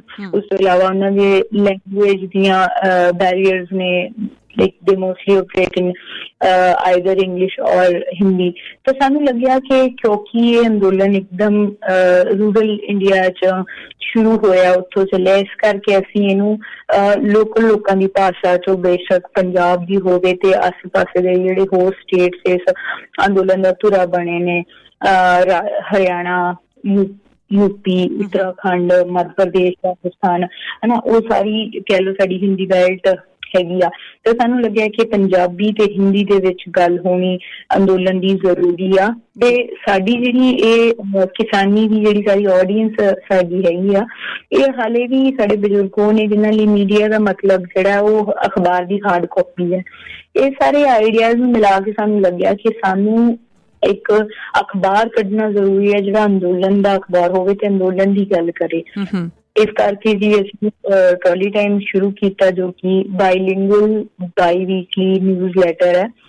ਇਹਨੂੰ ਅਸੀਂ ਹਿੰਦੀ ਤੇ ਪੰਜਾਬੀ 'ਚ ਕੱਢ ਰਹੇ ਹਾਂ ਜੀ। ਇਹਦੇ 'ਚ ਇਹ ਹੈਗਾ ਕਿ ਸਾਡੇ ਤੋਂ ਕੋਈ ਵੀ ਜਿਹੜਾ ਕੰਮ ਇਸ ਟਾਈਮ ਟਰਾਲੀ ਟਾਈਮ 'ਚ ਕਰ ਰਿਹਾ, ਕੋਈ ਵੀ ਇਹਦੇ 'ਚ ਟ੍ਰੇਨਡ ਨਹੀਂ ਹੈਗਾ। ਅਸੀਂ ਕਿਉਂਕਿ ਮਹਿਸੂਸ ਕੀਤਾ ਕਿ ਇਸ ਸਮੇਂ ਦੀ ਲੋੜ ਸੀ ਉਹ ਕੀਤੇ ਜਾਣਾ, ਇਸ ਕਰਕੇ ਅਸੀਂ ਕਰਨ ਦੇ ਦੌਰਾਨ ਸਾਰੇ ਆਪ ਸਿੱਖ ਵੀ ਰਹੇ ਹਾਂ। ਇਸ ਕਰਕੇ ਅਸੀਂ ਬਹੁਤ ਸਾਰੀਆਂ ਗਲਤੀਆਂ ਵੀ ਕਰਦੇ ਹਾਂ ਨਿਊਜ਼ ਪੇਪਰ ਕੱਢਣ ਦੇ ਦੌਰਾਨ, ਬਟ ਅਸੀਂ ਕਿਉਂਕਿ ਉਹਦੀ ਅਹਿਮੀਅਤ ਉਹਨਾਂ ਛੋਟੀਆਂ ਵੋਕੈਬਲਰੀ ਦੀਆਂ ਗਲਤੀਆਂ ਤੋਂ, ਐਡੀਟਿੰਗ ਦੀਆਂ ਗਲਤੀਆਂ ਤੋਂ ਵੱਡੀ ਆ, ਇਸ ਕਰਕੇ ਮੈਨੂੰ ਲੱਗਦਾ ਵੀ ਅਸੀਂ ਆਪ ਹੀ ਕਿਤੇ ਨਾ ਕਿਤੇ ਉਹਦੀ ਮਾਫੀ ਦੀ ਸਪੇਸ ਵੀ ਲੈ ਲੈਣੀ ਆ, ਤੇ ਨਾਲ ਅਸੀਂ ਸਿੱਖ ਵੀ ਰਹੇ ਹਾਂ, ਆਏ ਦਿਨ ਇੰਪਰੂਵ ਵੀ ਕਰ ਰਹੇ ਹਾਂ ਆਪਣੇ ਆਪ ਨੂੰ ਕਿ ਕਿਵੇਂ ਅਸੀਂ ਜਿਹੜੀ ਅੰਦੋਲਨ ਦੀ ਆਵਾਜ਼ ਆ ਉਹ ਜ਼ਿਆਦਾ ਤੋਂ ਜ਼ਿਆਦਾ ਲੋਕਾਂ ਤੱਕ ਪਹੁੰਚਾਉਣੀ ਆ। ਨਵਕਿਰਨ, ਕਿਉਂਕਿ ਵੰਡਰਫੁਲ ਵਿਮਨਸ ਵੈਨਸਡੇ ਦੇ ਦੌਰਾਨ ਮੈਂ ਜ਼ਿਆਦਾ ਫੋਕਸ ਕਰਦੀ ਹਾਂ ਵਿਮਨ ਦੇ ਉੱਤੇ। ਹੁਣ ਜੇ ਮੈਂ ਇਸ ਅੰਦੋਲਨ ਵਾਲੀ ਝਾਤੀ ਮਾਰ ਲਵਾਂ ਤੇ ਨੌਦੀਪ ਦਾ ਜਿਹੜਾ ਨਾਮ ਉੱਭਰ ਕੇ ਆਇਆ, ਬੇਸ਼ੱਕ ਉਹ ਪਹਿਲਾਂ ਵੀ ਐਕਟਿਵ ਰਹੀ ਹੈ, ਉਹ ਲੇਬਰ ਆਰਗੇਨਾਈਜੇਸ਼ਨਸ ਦੇ ਲਈ, ਲੇਬਰ ਦੇ ਲਈ ਕੰਮ ਕਰਦੀ ਰਹੀ ਹੈ, ਖੁਦ ਉਹ ਲੇਬਰ ਕਰਦੀ ਰਹੀ ਹੈ। ਹੁਣ ਪਿਛਲੇ ਦਿਨੀ ਦਿਸ਼ਾ ਦਾ ਨਾਮ ਉੱਭਰ ਕੇ ਸਾਹਮਣੇ ਆ ਗਿਆ। ਮੈਂ ਤੁਹਾਡੇ ਕੋਲੋਂ ਇਹ ਸਵਾਲ ਪੁੱਛਣਾ ਚਾਹੁੰਦੀ ਹਾਂ ਕਿ ਇਸ ਵੇਲੇ ਦੇ ਭਾਰਤ ਦੇ ਵਿੱਚ ਓਵਰਆਲ ਦੇਖਿਆ ਜਾਵੇ ਤਾਂ ਜਿਹੜੀ ਔਰਤ ਦੀ ਸਥਿਤੀ ਹੈ, ਜਿਹੜੀ ਇੱਕ ਕੁੜੀ ਦੀ ਸਥਿਤੀ ਹੈ, ਉਹ ਕਿਹੋ ਜਿਹੀ ਪੋਜੀਸ਼ਨ ਦੇ ਵਿੱਚ ਹੈ? ਜਦੋਂ ਅਸੀਂ ਕੋਈ ਤਬਦੀਲੀ ਲਿਆਉਣ ਦੀ ਗੱਲ ਕਰਦੇ ਹਾਂ, ਕਹਿੰਦੇ ਕਿ ਔਰਤ ਬਹੁਤ ਕੁਝ ਕਰ ਸਕਦੀ ਹੈ। ਬਹੁਤ ਵਾਰੀ ਇਹ ਗੱਲਾਂ ਹੁੰਦੀਆਂ, ਜਿਨ੍ਹਾਂ ਮੁਲਕਾਂ ਦੀਆਂ ਲੀਡਰਸ ਅੱਜ ਕੱਲ੍ਹ ਔਰਤਾਂ ਨੇ, ਖਾਸ ਕਰਕੇ ਨਿਊਜ਼ੀਲੈਂਡ ਦਾ ਜ਼ਿਕਰ ਆਉਂਦਾ, ਕਹਿੰਦੇ ਕਿ ਉੱਥੇ ਬਹੁਤ ਕੁਝ, ਬਹੁਤ ਚੀਜ਼ਾਂ ਵਧੀਆ ਤਰੀਕੇ ਦੇ ਨਾਲ ਚੱਲ ਰਹੀਆਂ ਨੇ। ਹੁਣ ਇੱਕ ਪਾਸੇ ਨੌਦੀਪ ਆ ਜਿਹੜੀ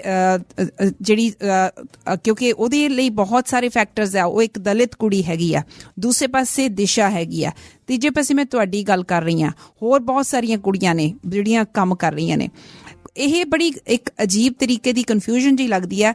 ਤੁਹਾਡੇ ਵੱਲ ਅਸੀਂ ਝਾਤੀ ਮਾਰਦੇ ਹਾਂ, ਦੇਖਦੇ ਹਾਂ ਕਿ ਕੁੜੀਆਂ ਤਾਂ ਬਹੁਤ ਅਗਾਂਹ ਵੱਧ ਗਈਆਂ, ਦੂਜੇ ਪਾਸੇ ਜਿਨ੍ਹਾਂ ਦੇ ਉੱਤੇ ਇੰਨਾ ਅਤਿਆਚਾਰ ਹੋ ਰਿਹਾ, ਮੁੜ ਕੇ ਅਸੀਂ ਇਸ ਨਤੀਜੇ ਤੇ ਪਹੁੰਚ ਜਾਂਦੇ ਹਾਂ ਕਿ ਨਹੀਂ, ਇੰਡੀਆ ਦੀ ਹਾਲਤ ਨਹੀਂ ਬਦਲੀ, ਉੱਥੇ ਇਹ ਬਦਲਣਾ ਬਹੁਤ ਮੁਸ਼ਕਿਲ ਹੈ। ਇਹ ਸਾਰੇ ਵਰਤਾਰੇ ਨੂੰ ਤੁਸੀਂ ਕਿੱਦਾਂ ਦੇਖਦੇ ਹੋ? ਮੈਂ ਤੁਹਾਡੀ ਜ਼ੁਬਾਨੀ ਜਾਣਨਾ ਚਾਹੁੰਦੀ ਹਾਂ, ਕਿਉਂਕਿ ਤੁਸੀਂ ਇਸ ਵੇਲੇ ਉੱਥੇ ਬੈਠੇ ਹੋ, ਤੁਸੀਂ ਸਾਰਾ ਕੁਝ ਦੇਖ ਰਹੇ ਹੋ, ਤੁਸੀਂ ਹੰਢਾ ਰਹੇ ਹੋ। ਅਸੀਂ ਦੂਰ ਬੈਠੇ ਸਿਰਫ ਗੱਲਾਂ ਬਣਾ ਸਕਦੇ ਹਾਂ, ਅੰਦਾਜ਼ੇ ਲਾ ਸਕਦੇ ਹਾਂ। ਜੀ, ਮੈਨੂੰ ਲੱਗਦਾ ਪਹਿਲਾਂ ਇਹਨੂੰ ਥੋੜਾ ਤੋੜ ਕੇ ਦੇਖੀਏ ਤਾਂ ਬੈਟਰ ਸਮਝ ਆਊਗਾ। ਇਹ ਗੱਲ ਸਹੀ ਹੈ ਕਿ ਕੁੜੀਆਂ ਜਿਹੜੀਆਂ ਨੇ ਇੰਡੀਆ ਦੇ ਵਿੱਚ ਉਹ ਇਸ ਟਾਈਮ ਬਹੁਤ ਵੋਕਲ ਨੇ। ਮੈਨੂੰ ਕਈ ਵਾਰੀ ਰਿਅਲਾਈਜ਼ ਵੀ ਹੁੰਦਾ ਬਿਕਾਜ਼ ਬਹੁਤ ਸਾਰੇ ਕਹਿ ਲਓ ਰਿਲੇਟਿਵਸ ਨੇ ਜਾਂ ਹੋਰ ਜਾਣ ਪਛਾਣ ਦੇ ਲੋਕ ਨੇ ਜਿਹੜੇ ਬਹੁਤ ਸਾਲਾਂ ਪਹਿਲਾਂ ਇੱਥੋਂ ਗਏ ਨੇ, ਇੰਡੀਆ ਚੋਂ ਕਈ ਦਹਾਕੇ ਪਹਿਲੇ ਇੰਡੀਆ ਚੋਂ ਗਏ ਆ। ਉਹਨਾਂ ਨੂੰ ਕਈਆਂ ਦੀ ਇਮੈਜੀਨੇਸ਼ਨ ਤੇ ਹਾਲੇ ਵੀ ਲੱਗਦਾ ਕਿ ਇੰਡੀਆ ਸ਼ਾਇਦ ਉੱਥੇ ਹੀ ਖੜਾ ਜਿੱਥੇ ਅਸੀਂ ਛੱਡ ਕੇ ਗਏ ਸੀ, ਜੋ ਕਿ ਸੱਚ ਨਹੀਂ ਹੈ। ਇੰਡੀਆ 'ਚ ਚੀਜ਼ਾਂ ਬਹੁਤ ਬਦਲੀਆਂ ਨੇ ਤੇ ਕਿਉਂਕਿ ਲਾਈਕ ਇੱਕ ਡਿਵਲਪਿੰਗ ਕੰਟਰੀ ਹੈ ਤੇ ਮੈਨੂੰ ਲੱਗਦਾ ਕਿਉਂਕਿ ਵੈਸਟ ਦੀ ਇੱਕ ਡਿਵਲਪਡ ਦੀ ਇਮੈਜੀਨੇਸ਼ਨ ਪਹਿਲਾਂ ਤੋਂ ਸੀਗੀ ਤੇ ਇੰਡੀਆ ਦੀ ਨਹੀਂ ਸੀ, ਇਸ ਕਰਕੇ ਉਹਨਾਂ ਨੂੰ ਕਈ ਵਾਰੀ ਜ਼ਿਆਦਾ ਉਹ ਕਲਚਰਲ ਸ਼ੌਕ ਵੀ ਲੱਗਦਾ ਕਿ ਜਿੰਨੀ ਤੇਜ਼ੀ ਨਾਲ ਇੰਡੀਆ 'ਚ ਚੀਜ਼ਾਂ ਬਦਲੀਆਂ ਨੇ, ਕੁੜੀਆਂ ਜਿਸ ਤਰੀਕੇ ਨਾਲ ਕਹਿ ਲਓ ਆਪਣੇ ਰਾਈਟਸ ਨੂੰ ਕਲੇਮ ਕਰਨ ਲੱਗੀਆਂ ਨੇ, ਆਪਣੇ ਆਪ ਨੂੰ ਅਸਰਟ ਕਰਨ ਲੱਗੀਆਂ ਨੇ, ਉਹ ਬਹੁਤ ਬਦਲਿਆ ਪਿਛਲੇ ਸਾਲਾਂ ਦੇ ਵਿੱਚ। ਓਵਰਆਲ ਵੀ ਅਸੀਂ ਦੇਖਿਆ ਗਲੋਬਲੀ ਵੀ ਜੈਂਡਰ ਪੋਲੀਟਿਕਸ ਦਾ ਅਪਸਰਜ ਹੋਇਆ, ਵੂਮਨ ਮੂਵਮੈਂਟ ਦਾ ਅਪਸਰਜ ਹੋਇਆ ਹੈਗਾ ਤੇ ਸੇਮ ਵੇ ਇੰਡੀਆ 'ਚ ਵੀ ਹੋਇਆ ਬਿਕਾਜ਼ 2012 ਤੋਂ ਬਾਅਦ ਇੱਕ ਵੱਡਾ ਕਹਿ ਲਓ ਜੈਂਡਰ ਜਸਟਿਸ ਦਾ ਮੂਵਮੈਂਟ ਚੱਲਿਆ ਸੀ ਦਿੱਲੀ ਗੈਂਗਰੇਪ ਤੋਂ ਬਾਅਦ ਤੇ 2014 ਤੋਂ ਬਾਅਦ BJP ਦੇ ਸੈਂਟਰ 'ਚ ਆਉਣ ਤੋਂ ਬਾਅਦ ਅਸੀਂ ਲਗਾਤਾਰ ਸੜਕਾਂ ਤੇ ਹੀ ਹਾਂ ਤੇ ਉਹਦੇ 'ਚ ਇਹ ਗੱਲ ਸੱਚ ਆ ਕਿ ਕੁੜੀਆਂ ਪੋਲੀਟੀਕਲੀ ਜ਼ਿਆਦਾ ਐਕਟਿਵ ਨੇ ਅੱਜ ਕੱਲ੍ਹ, ਕੁੜੀਆਂ ਜ਼ਿਆਦਾ ਵੋਕਲ ਨੇ ਪਰਸਨਲ ਫਰੰਟ ਤੇ, ਪੋਲੀਟੀਕਲ ਫਰੰਟ ਤੇ, ਪ੍ਰੋਫੈਸ਼ਨਲ ਫਰੰਟ ਤੇ they are more active. But at the same time ਸਾਨੂੰ ਇਹ ਵੀ ਨਹੀਂ ਭੁੱਲਣਾ ਚਾਹੀਦਾ ਕਿ 2014 ਤੋਂ ਸਾਡੇ ਸੈਂਟਰ ਦੇ ਵਿੱਚ ਇੱਕ ਫਾਸਿਸਟ ਗਵਰਨਮੈਂਟ ਹੈ, ਇੱਕ ਰਾਈਟ ਵਿੰਗ ਗਵਰਨਮੈਂਟ ਹੈ ਜਿਹਨੇ ਅਟਰੋਸਿਟੀਜ਼ ਵੀ ਵਧਾਈਆਂ ਨੇ। ਉਹ ਬੇਸ਼ੱਕ ਕਾਸਟ ਅਟਰੋਸਿਟੀਜ਼ ਹੋਣ, ਉਹ ਬੇਸ਼ੱਕ ਜੈਂਡਰ ਬੇਸਡ ਅਟਰੋਸਿਟੀਜ਼ ਹੋਣ, ਉਹ ਬੇਸ਼ੱਕ ਰਿਲੀਜੀਅਸ ਮਾਈਨੋਰਿਟੀਜ਼ ਦੇ ਉੱਤੇ ਅਟਰੋਸਿਟੀਜ਼ ਹੋਣ, ਉਹ ਲਗਾਤਾਰ ਵਧੀਆਂ ਨੇ।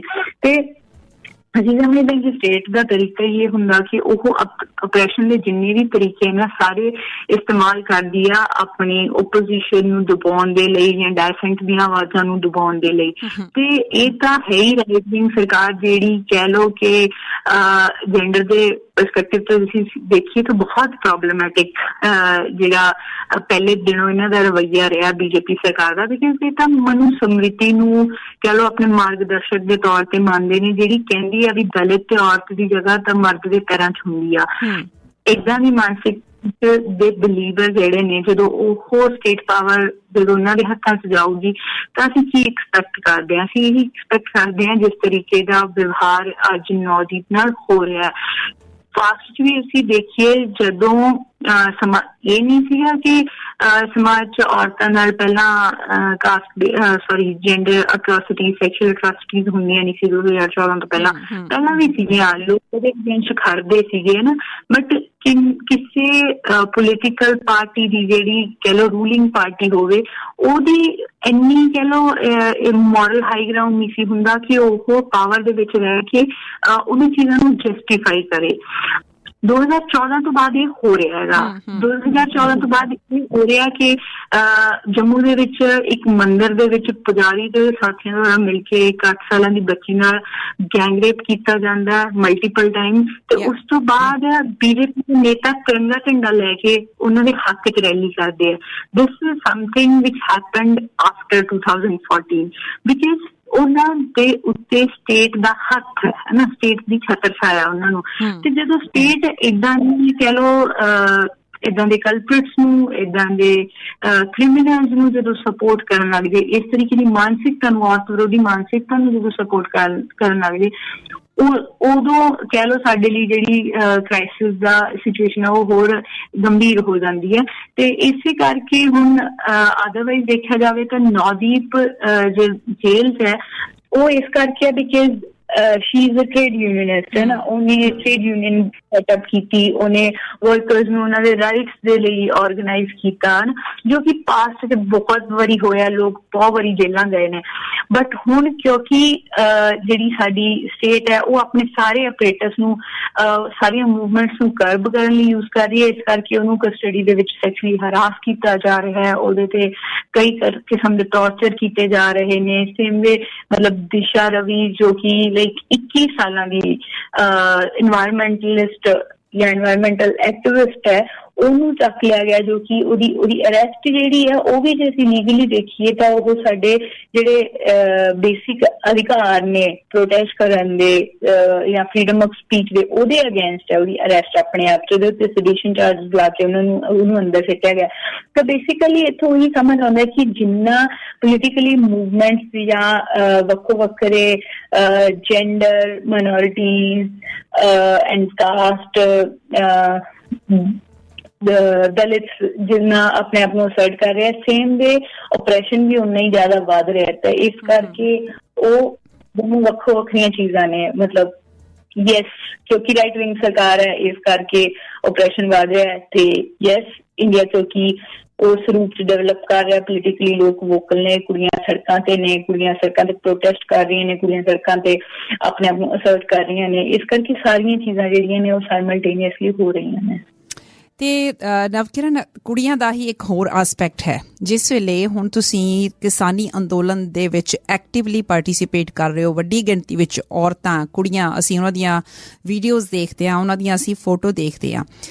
ਇੱਥੇ ਅਕਸਰ ਅਸੀਂ ਇਸ ਗੱਲ ਬਾਰੇ ਵੀ ਡਿਸਕਸ ਕਰਦੇ ਹਾਂ ਕਿ ਕੁੜੀਆਂ ਜਾਂ ਔਰਤਾਂ ਨੂੰ ਭਾਵੇਂ ਕਾਨੂੰਨੀ ਤੌਰ ਤੇ ਜ਼ਮੀਨ ਦਾ ਹੱਕ ਹੈਗਾ, ਪਰ ਸੋਸ਼ਲੀ ਜਾਂ ਆਪਾਂ ਦੇਖਦੇ ਹਾਂ ਪਰਿਵਾਰਿਕ ਤੌਰ ਦੇ ਉੱਤੇ ਇਸ ਚੀਜ਼ ਨੂੰ ਕੋਈ ਬਹੁਤਾ ਪੋਜ਼ੀਟਿਵਲੀ ਲਿਆ ਨਹੀਂ ਜਾਂਦਾ। ਕਦੇ ਇਸ ਤਰ੍ਹਾਂ ਦੇ ਮੁੱਦਿਆਂ ਦੇ ਉੱਤੇ ਵੀ ਤੁਸੀਂ ਵਿਚਾਰ ਵਟਾਂਦਰਾ ਕਰਦੇ ਹੋ ਕਿ ਖਾਸ ਕਰਕੇ ਜਿਹੜੀਆਂ ਕੁੜੀਆਂ ਪਰਿਵਾਰਾਂ ਦੇ ਵਿੱਚ ਜਾਂ ਭੈਣਾਂ ਨੇ, ਜੇ ਉਹ ਜ਼ਮੀਨ ਦੇ ਵਿੱਚ ਆਪਣਾ ਹਿੱਸਾ ਕਲੇਮ ਕਰ ਲੈਂਦੀਆਂ ਨੇ ਤਾਂ ਉਹ ਇੱਕ ਚੰਗਾ ਵਰਤਾਰਾ ਨਹੀਂ ਸਮਝਿਆ ਜਾਂਦਾ। ਕਿੱਦਾਂ ਦੇਖਦੇ ਹੋ ਤੁਸੀਂ ਇਹਨੂੰ? ਬਿਲਕੁਲ ਤੁਹਾਡੀ ਗੱਲ ਨਾਲ ਮੈਂ ਸਹਿਮਤ ਹਾਂ। ਤੁਸੀਂ ਦੇਖ ਲਓ ਕਿ ਜਿਹੜੀ ਅਗਰੇਰੀਅਨ ਵਰਕ ਫੋਰਸ ਹੈ, ਖੇਤੀ ਦੇ ਨਾਲ ਜੁੜੇ ਹੋਏ ਕਹਿ ਲਓ ਕੰਮ ਕਾਰ ਕਰਨ ਵਾਲੇ ਲੋਕ ਨੇ, ਵਰਕਰਸ ਨੇ, ਉਹਨਾਂ ਦਾ nearly like more than 50% is woman agrarian labour. But land holders ਜਿਹੜੀਆਂ ਨੇ ਔਰਤਾਂ, ਉਹ ਸਿਰਫ 2% ਨੇ। ਉਹਦੇ ਚ ਵੀ ਆਪਾਂ ਪੰਜਾਬ ਤੋਂ ਆਉਂਦੇ ਹਾਂ, ਆਪਾਂ ਨੂੰ ਪਤਾ ਕਿਸ ਕਿਸਮ ਦੇ ਕਾਰਨ ਹੁੰਦੇ ਆ। ਘਰ ਚ ਭਰਾ ਨਹੀਂ ਹੈ, ਫਾਦਰ ਨਹੀਂ ਹੈ, ਇਸ ਕਰਕੇ ਕੁੜੀ ਦੇ ਨਾਂ ਜ਼ਮੀਨ ਲੱਗ ਜਾਂਦੀ ਹੈ, ਜਾਂ ਫਿਰ ਕਹਿ ਲਓ ਕੁੜੀਆਂ ਦੇ ਨਾਂ ਤੇ ਜ਼ਮੀਨ ਲਵਾਉਣ ਚ ਟੈਕਸ ਘੱਟ ਪੈਂਦਾ, ਟੈਕਸ ਬਚਾਉਣ ਲਈ ਲਵਾ ਦਿੱਤੀ ਜਾਂਦੀ ਹੈ। ਏਦਾਂ ਦੇ ਤਰੀਕੇ ਨੇ ਜਿਹਦੇ ਕਰਕੇ ਮਤਲਬ 2% ਕੋਲ ਵੀ ਉਹਨਾਂ ਦੇ ਨਾਂ ਤੇ ਜ਼ਮੀਨ ਹੈਗੀ ਹੈ। ਗੱਲ ਉਹੀ ਹੈ ਕਿ ਲੀਗਲੀ ਇੱਕ ਰਾਈਟ ਮਿਲ ਗਿਆ। ਜੇ ਅੱਜ ਵੀ ਕੁੜੀਆਂ ਕਹਿ ਦਿੰਦੀਆਂ, ਕਲੇਮ ਕਰਦੀਆਂ ਲੈਂਡ ਚ ਹਿੱਸਾ ਆਪਣਾ, ਹਨਾ, ਜਾਂ ਕਹਿੰਦੀਆਂ ਨੇ ਦਾਅਵੇ ਨਾਲ ਕਿ ਫਾਦਰ ਦੀ ਜ਼ਮੀਨ ਚ ਉਹਨਾਂ ਦਾ ਅੱਧਾ ਹਿੱਸਾ, ਤਾਂ ਉਹਨਾਂ ਨੂੰ ਕਿਹਾ ਜਾਂਦਾ ਵੀ ਭਰਾ ਦਾ ਘਰ ਵੰਡਾਉਂਦੀ ਆ। ਤੇ ਮਤਲਬ ਬਹੁਤ ਹੀ ਬੇਰੁਖੀ ਤਰੀਕੇ ਨਾਲ, ਮਤਲਬ ਜੇ ਕੋਈ ਕੁੜੀ ਮੈਨੂੰ ਲੱਗਦਾ ਆਪਣੀ ਜ਼ਮੀਨ ਲਈ ਅੱਜ ਵੀ ਫਾਈਟ ਕਰ ਲੇ ਨਾ, ਤਾਂ ਉਹਦੇ ਲਈ ਸੋਸ਼ਲ ਬਾਈਕਾਟ ਵਾਲਾ ਸਿਚੁਏਸ਼ਨ ਬਣ ਜਾਂਦਾ। ਬਿਲਕੁਲ। ਤੇ ਮੈਨੂੰ ਲੱਗਦਾ ਕਿ ਉਹ ਸੁਸਾਇਟੀ ਦੀ ਦਿੱਕਤ ਆ, ਉਹ ਕੁੜੀਆਂ ਦੀ ਦਿੱਕਤ ਨਹੀਂ ਹੈਗੀ। ਉਹ ਤਾਂ ਸ਼ਰਮੋ ਸ਼ਰਮੀ ਵਿਚਾਰੀਆਂ, ਮਤਲਬ ਬੇਸ਼ੱਕ ਉਹ ਪੋਲੀਟੀਕਲੀ ਚੀਜ਼ਾਂ ਨੂੰ ਸਮਝਣ ਲੱਗ ਗਈਆਂ, ਉਹ ਕਹਿ ਲਓ ਪੜ੍ਹ ਲਿਖ ਗਈਆਂ, ਉਹ ਆਪਣੇ ਰਾਈਟਸ ਨੂੰ ਸਮਝਦੀਆਂ, ਬਟ ਉਹਨਾਂ ਨੂੰ ਲੱਗਦਾ ਵੀ ਅੱਜ ਵੀ ਜੇ ਮੈਂ ਆਪਣਾ ਹੱਕ ਮੰਗ ਲੂੰਗੀ ਤੇ ਸਾਰਾ ਪਰਿਵਾਰ ਮੇਰੇ ਨਾਲ ਟੁੱਟ ਜੂਗਾ। ਬਹੁਤ ਸਾਰੀਆਂ ਕੁੜੀਆਂ ਇਸੇ ਪ੍ਰੈਸ਼ਰ ਥੱਲੇ ਚੁੱਪ ਰਹਿ ਜਾਂਦੀਆਂ ਨੇ। ਅਦਰਵਾਈਜ਼ ਜੇ ਕੁੜੀਆਂ ਨੂੰ ਬਰਾਬਰ ਦੀ ਜ਼ਮੀਨ ਦਿੱਤੀ ਹੋਵੇ, ਕਿਉਂਕਿ ਕੁੜੀ ਵੀ ਤਾਂ ਮਤਲਬ ਤੁਹਾਡਾ ਹੀ ਬੱਚਾ, ਨਾਲੇ ਤਾਂ ਕਹਿ ਲਓ ਟੱਬਰਾਂ ਦਾ ਲੋਡ ਘਟੇ। ਜਿਹੜੇ ਕਈ ਸਾਰੇ ਨੇ ਉਹ ਮਤਲਬ ਜ਼ਮੀਨ ਦੇ ਲਾਲਚ ਨੂੰ ਬੱਚੇ ਤੇ ਬੱਚਾ ਮਤਲਬ ਪੈਦਾ ਕਰਦੇ, ਜਦੋਂ ਤੱਕ ਮੁੰਡਾ ਨਹੀਂ ਹੁੰਦਾ ਉਦੋਂ ਤੱਕ, ਜਾਂ ਤਾਂ ਅਬੋਰਸ਼ਨ ਕਰਾਉਂਦੇ ਨੇ ਔਰਤਾਂ ਦਾ, ਤੇ ਉਹ ਇੱਕ ਐਡਡ ਪ੍ਰੈਸ਼ਰ ਹੈ ਨਾ, ਤੇ ਉਹ ਘਟੇ। ਤੇ ਨਾਲੇ ਕਹਿ ਲਓ ਕੁੜੀਆਂ ਦੀ ਜ਼ਿੰਦਗੀ ਸੁਖਾਵੀਂ ਹੋਵੇ, ਉਹ ਇਕਨੋਮਿਕਲੀ ਇੰਡੀਪੈਂਡੈਂਟ ਹੋਣ, ਉਹਨਾਂ ਨੂੰ ਕਿਸੇ ਦੂਜੇ ਕਨੀ ਦੇਖਣਾ ਪਵੇ ਆਪਣੀ ਇਕਨੋਮਿਕ ਇੰਡੀਪੈਂਡੈਂਸ ਲਈ। ਤਾਂ ਮੈਨੂੰ ਲੱਗਦਾ ਕਿ ਉਹ ਸੋਸ਼ਲ ਚੇਂਜਿਸ ਨੇ ਜਿਹੜੇ ਸਾਡੇ ਲੋਕਾਂ ਨੂੰ ਕਰਨੇ ਪੈਣਗੇ, ਜਿਹੜੇ ਉਹਨਾਂ ਨੂੰ ਇਹਦੇ ਨਾਲ ਜਿਹੜੇ ਜੁੜੇ ਹੋਏ ਟੈਬੂ ਨੇ, ਜਿਹੜੇ ਕੁੜੀਆਂ ਨੂੰ ਇਹਦੇ ਨਾਮ ਤੇ ਸ਼ੇਮ ਕੀਤਾ ਜਾਂਦਾ ਨਾ ਕਿ ਭਰਾ ਦੀ ਜ਼ਮੀਨ ਵੰਡਾਉਂਦੀ ਹੈ। ਮੈਨੂੰ ਲੱਗਦਾ ਕਿ ਉਹ ਤਾਂ ਲੋਕਾਂ ਨੂੰ ਬੰਦ ਕਰਨਾ ਚਾਹੀਦਾ, ਸਾਡੇ ਲੋਕਾਂ ਨੂੰ। ਤੇ ਦੈਟਸ ਸਮਥਿੰਗ, ਕਿਉਂਕਿ ਅਸੀਂ ਦੇਖੋ ਹੁਣ ਜਦੋਂ ਸਰਕਾਰਾਂ ਸਾਡੀਆਂ ਕਹਿ ਲਓ ਜ਼ਮੀਨਾਂ ਖੋਹ ਰਹੀਆਂ ਨੇ, ਜਾਂ ਸਾਡਾ ਡਿਪੈਂਡੈਂਸੀ ਜਿਹਦੇ ਤੇ ਹੈਗੀ ਹੈ, ਸਾਡਾ ਅਨਾਜ ਜਿਹੜਾ ਅਸੀਂ ਉਹਨਾਂ ਜ਼ਮੀਨਾਂ ਤੋਂ ਪੈਦਾ ਕਰਦੇ ਹਾਂ, ਜਦੋਂ ਉਹ ਉਹਦੀ ਮੋਨੋਪਲੀ ਜਿਹੜੀ ਹੈ ਉਹ ਅੰਬਾਨੀ ਅਡਾਨੀ ਦੇ ਹੱਥਾਂ 'ਚ ਦੇ ਰਹੀ ਹੈ, ਜਦੋਂ ਆਪਦੇ ਰਾਈਟ ਖੁੱਸ ਰਹੇ, ਸਾਨੂੰ ਕਿੰਨਾ ਬੁਰਾ ਲੱਗ ਰਿਹਾ। ਅਸੀਂ ਸਾਰੇ ਸੜਕਾਂ ਤੇ ਬੈਠੇ ਮਹੀਨਿਆਂ ਤੋਂ।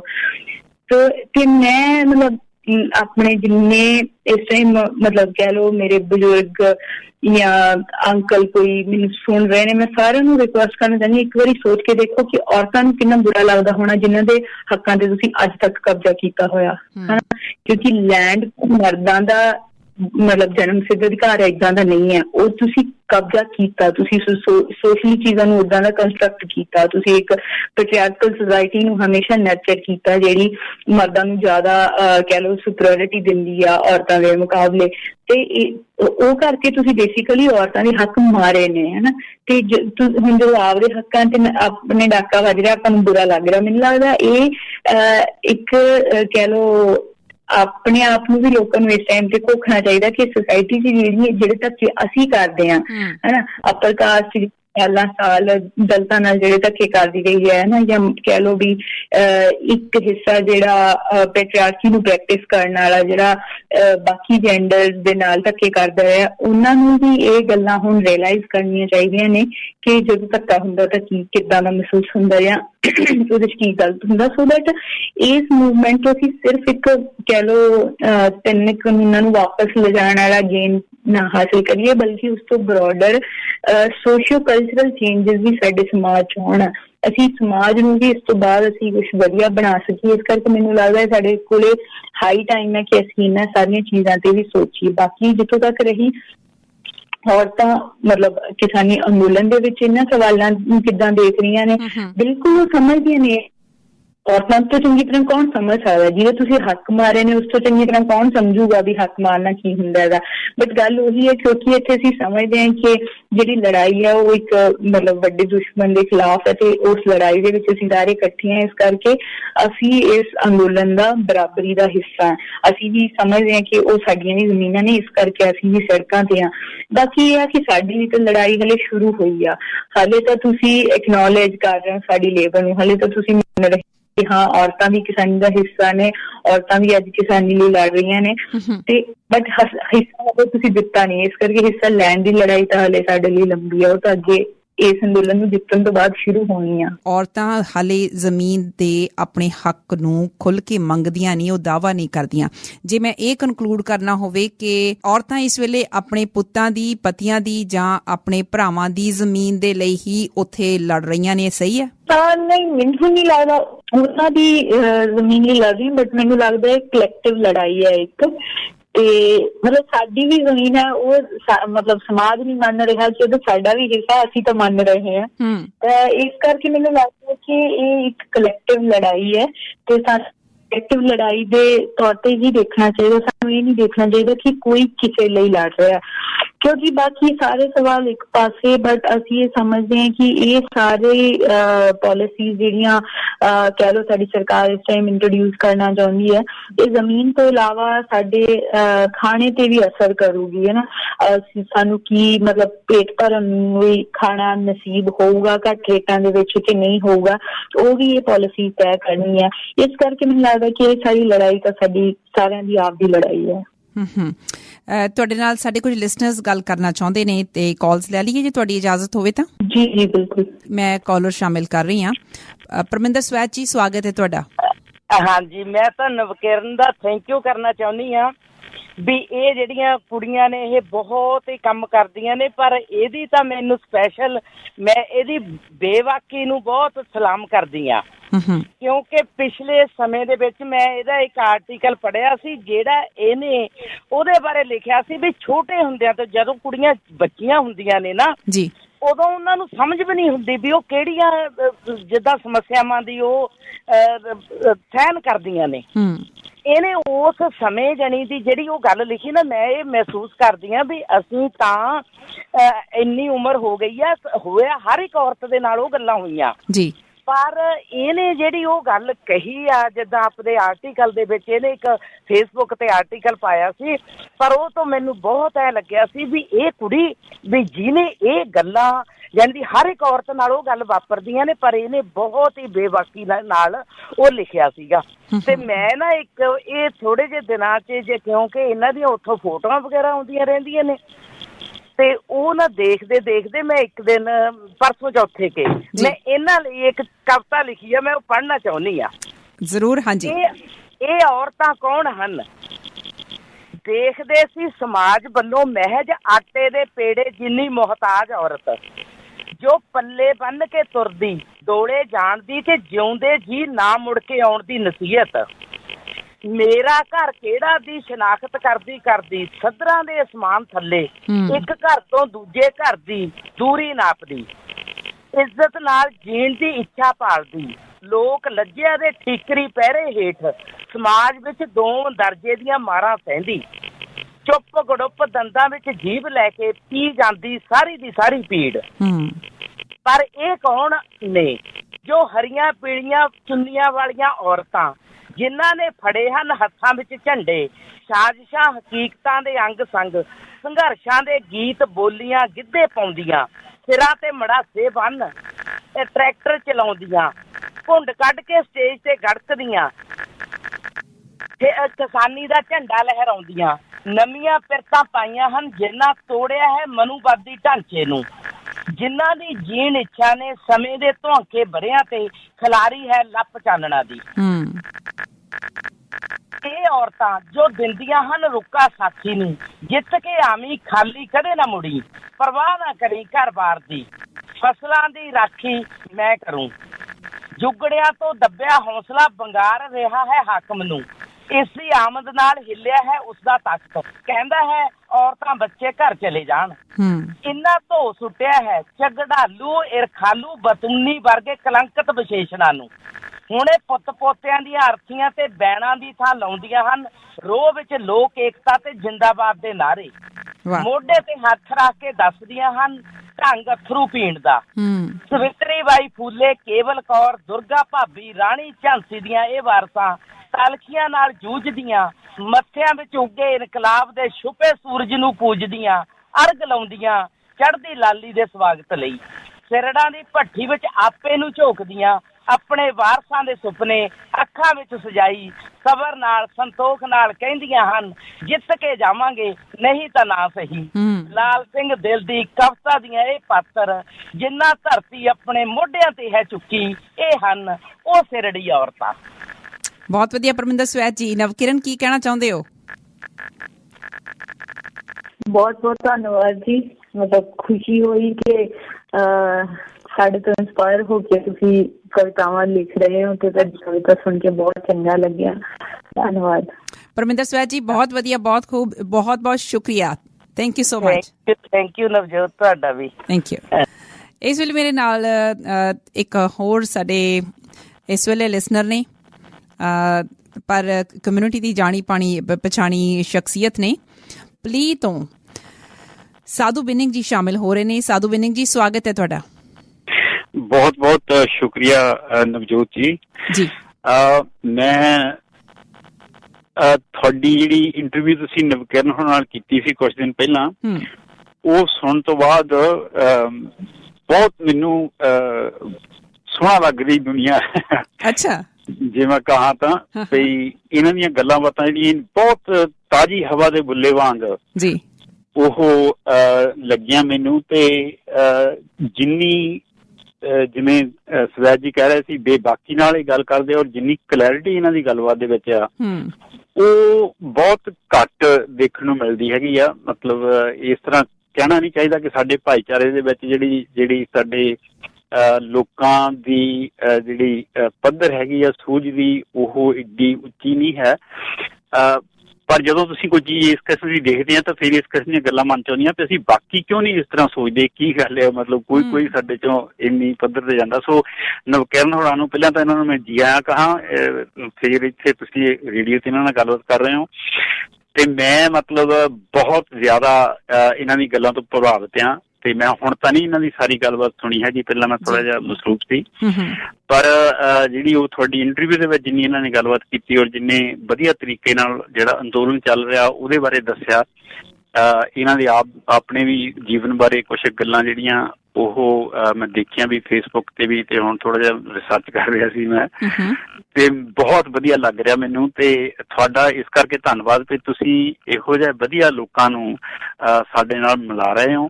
ਔਰ ਇਹ ਵੀ ਇੱਕ ਸਾਡੇ ਆਪਣੇ ਭਾਈਚਾਰੇ ਦੇ ਵਿਕਾਸ ਦੇ ਲਈ ਬਹੁਤ ਜ਼ਰੂਰੀ ਗੱਲ ਹੈਗੀ ਆ ਕਿ ਸਾਨੂੰ ਇਹਨਾਂ ਗੱਲਾਂ ਦਾ ਪਤਾ ਲੱਗਦਾ ਰਹੇ ਕਿ ਸਾਡੇ ਆਪਣੇ ਲੋਕ ਜਿਹੜੇ ਉਹ ਕੀ ਸੋਚਦੇ ਆ, ਕੀ ਕਰਦੇ ਆ ਜੀ। ਅੰਦੋਲਨ ਜਿਹੜਾ ਉਹ ਬੜਾ ਲੰਮਾ ਚੱਲ ਰਿਹਾ ਆ ਤੇ ਬੜੀਆਂ ਤਕਲੀਫਾਂ ਦੇ ਵਿੱਚੋਂ ਲੋਕ ਲੰਘ ਰਹੇ ਆ, ਪਰ ਇਹਦੇ ਇੱਕ ਦੂਜੀ ਸਾਈਡ ਇਹਦੀ ਇਹ ਆ ਕਿ ਸਾਨੂੰ ਬਹੁਤ ਕੁਛ ਨਵਾਂ ਜਿਹੜਾ ਉਹ ਦੇਖਣ ਨੂੰ, ਸੁਣਨ ਨੂੰ, ਮਹਿਸੂਸ ਕਰਨ ਨੂੰ ਮਿਲ ਰਿਹਾ ਹੈ ਉੱਥੋਂ। ਇਹ ਆਪਣੇ ਆਪ ਦੇ ਵਿੱਚ ਸਾਡੇ ਆਪਣੇ ਭਾਈਚਾਰੇ ਦੇ ਲਈ ਮੈਨੂੰ ਲੱਗਦਾ ਕਿ ਇਹ ਲੰਮਾ ਸਮਾਂ ਰਹਿਣ ਵਾਲੇ ਪ੍ਰਭਾਵ ਛੱਡੂਗਾ ਔਰ ਸਾਡੇ ਵਿੱਚ ਇੱਕ ਤਬਦੀਲੀ ਆਉਣ ਦੀ ਜਿਹੜੀ ਸੰਭਾਵਨਾ ਪੈਦਾ ਹੋਈ ਹੈ ਨਾ, ਉਹ ਇਸ ਅੰਦੋਲਨ ਦੀਆਂ ਜਿਹੜੀਆਂ ਦੇਣਾ ਹੋਣਗੀਆਂ ਮਤਲਬ ਜਿੱਤ ਤੋਂ ਬਾਅਦ। ਸੋ ਨਵਕਿਰਨ ਹੋਣੀ ਜਿਹੜਾ ਉੱਥੇ ਕੰਮ ਕਰ ਰਿਹਾ, ਇਹ ਜਿਹੜੀ ਲਿਖਤਾਂ ਇਹ ਲਿਖ ਰਿਹਾ, ਜਿਹੜੀ ਉੱਥੋਂ ਦੀ ਸਾਰੀ ਦੀ ਸਾਰੀ ਕਾਰਵਾਈ ਦੇ ਵਿੱਚ ਜਿਹੜੀ ਇਹਨਾਂ ਦਾ ਯੋਗਦਾਨ, ਸ਼ਮੂਲੀਅਤ, ਉਹ ਮੈਂ ਸਮਝਦਾ ਕਿ ਕਾਬਲੇ ਤਾਰੀਫ ਹੈ। ਤੇ ਤੁਹਾਡਾ ਵੀ ਤੇ ਨਵਕਿਰਨ ਹੋਣਾ ਦਾ ਬਹੁਤ ਬਹੁਤ ਧੰਨਵਾਦ ਸਾਨੂੰ ਵਧੀਆ ਮਹਿਸੂਸ ਕਰਾਉਣ ਲਈ ਤੇ ਇੰਨੀਆਂ ਸੋਹਣੀਆਂ ਗੱਲਾਂ ਕਰ ਲਿਓ, ਮਤਲਬ ਇੰਨੀ ਬੇਬਾਕੀ ਨਾਲ। ਬਹੁਤ ਸ਼ੁਕਰੀਆ। ਨਵਕਿਰਨ, ਕੀ ਕਹਿਣਾ ਚਾਹੋਗੇ? ਧੰਨਵਾਦ ਹੀ ਕਹਿਣਾ ਚਾਹੂੰਗੀ ਜੀ, ਹੁਣ ਤੱਕ ਕੁਛ ਨਹੀਂ। ਵਿਨੀਪੈਗ ਤੋਂ ਸਾਡੇ ਨਾਲ ਇਸ ਵੇਲੇ ਸ਼ਾਮਿਲ ਹੋ ਰਹੇ ਨੇ ਜਸਵੀਰ ਮੰਗੂਵਾਲ ਜੀ। ਹਾਂਜੀ ਜਸਵੀਰ ਜੀ, ਜੀ ਆਇਆਂ ਨੂੰ। ਹੈਲੋ, ਸਤਿ ਸ਼੍ਰੀ ਅਕਾਲ ਜੀ। ਨਵਕਿਰਨ ਨੂੰ ਵੀ ਸਤਿ ਸ਼੍ਰੀ ਅਕਾਲ। ਪਹਿਲਾਂ ਤਾਂ ਮੈਂ ਤੁਹਾਡਾ ਬਹੁਤ ਬਹੁਤ ਧੰਨਵਾਦ ਕਰਦੀ ਹਾਂ, ਤੁਸੀਂ ਬਹੁਤ ਵਧੀਆ ਕੰਮ ਕਰਦੇ ਆ। ਸ਼ੁਕਰੀਆ ਜਸਵੀਰ ਜੀ। ਹਾਂਜੀ, ਬਹੁਤ ਜਿਹੜੇ ਵੀ ਸਮਾਜ ਦੇ ਵਿੱਚ ਲੋਕਾਂ ਲਈ ਕੰਮ ਕਰਦੇ ਆ, ਉਹਨਾਂ ਨੂੰ ਤੁਸੀਂ ਆਨਲਾਈਨ ਲਿਆ ਕੇ ਲੋਕਾਂ ਦੇ ਰੂਬਰੂ ਕਰਦੇ ਆ। ਬਾਕੀ ਨਵਕਿਰਨ ਦਾ ਮੈਂ ਜਾਣਦੀ ਹਾਂ ਵੀ ਕਿ ਬਚਪਨ ਤੋਂ ਹੀ ਇਹ ਤੇ ਇਹਨਾਂ ਦੇ ਪੇਰੈਂਟਸ, ਇਹਨਾਂ ਦਾ ਬ੍ਰਦਰ, ਸਾਰੇ ਪਰਿਵਾਰ ਨੂੰ ਹੀ ਮਹਿਸੂਸ ਕਰਦੀ ਹਾਂ। ਜਦੋਂ ਅਸੀਂ ਆਪਣੀਆਂ ਜਿਹੜੀਆਂ ਆ ਰੋਜੀ ਰੋਟੀ ਦੀਆਂ ਲੋੜਾਂ ਵਿੱਚ ਹੀ ਮਤਲਬ ਜੁਟੇ ਰਹਿੰਦੇ ਆ, ਤੇ ਇਹ ਜਿਹੜੇ ਆ ਇਹਨਾਂ ਦੇ ਪੇਰੈਂਟਸ, ਚਾਹੇ ਉਹ ਪਲਾਟਾਂ ਦੇ ਮਾਮਲੇ ਵਿੱਚ ਜੇਲ੍ਹਾਂ 'ਚ ਜਾਂਦੇ ਹੋਣ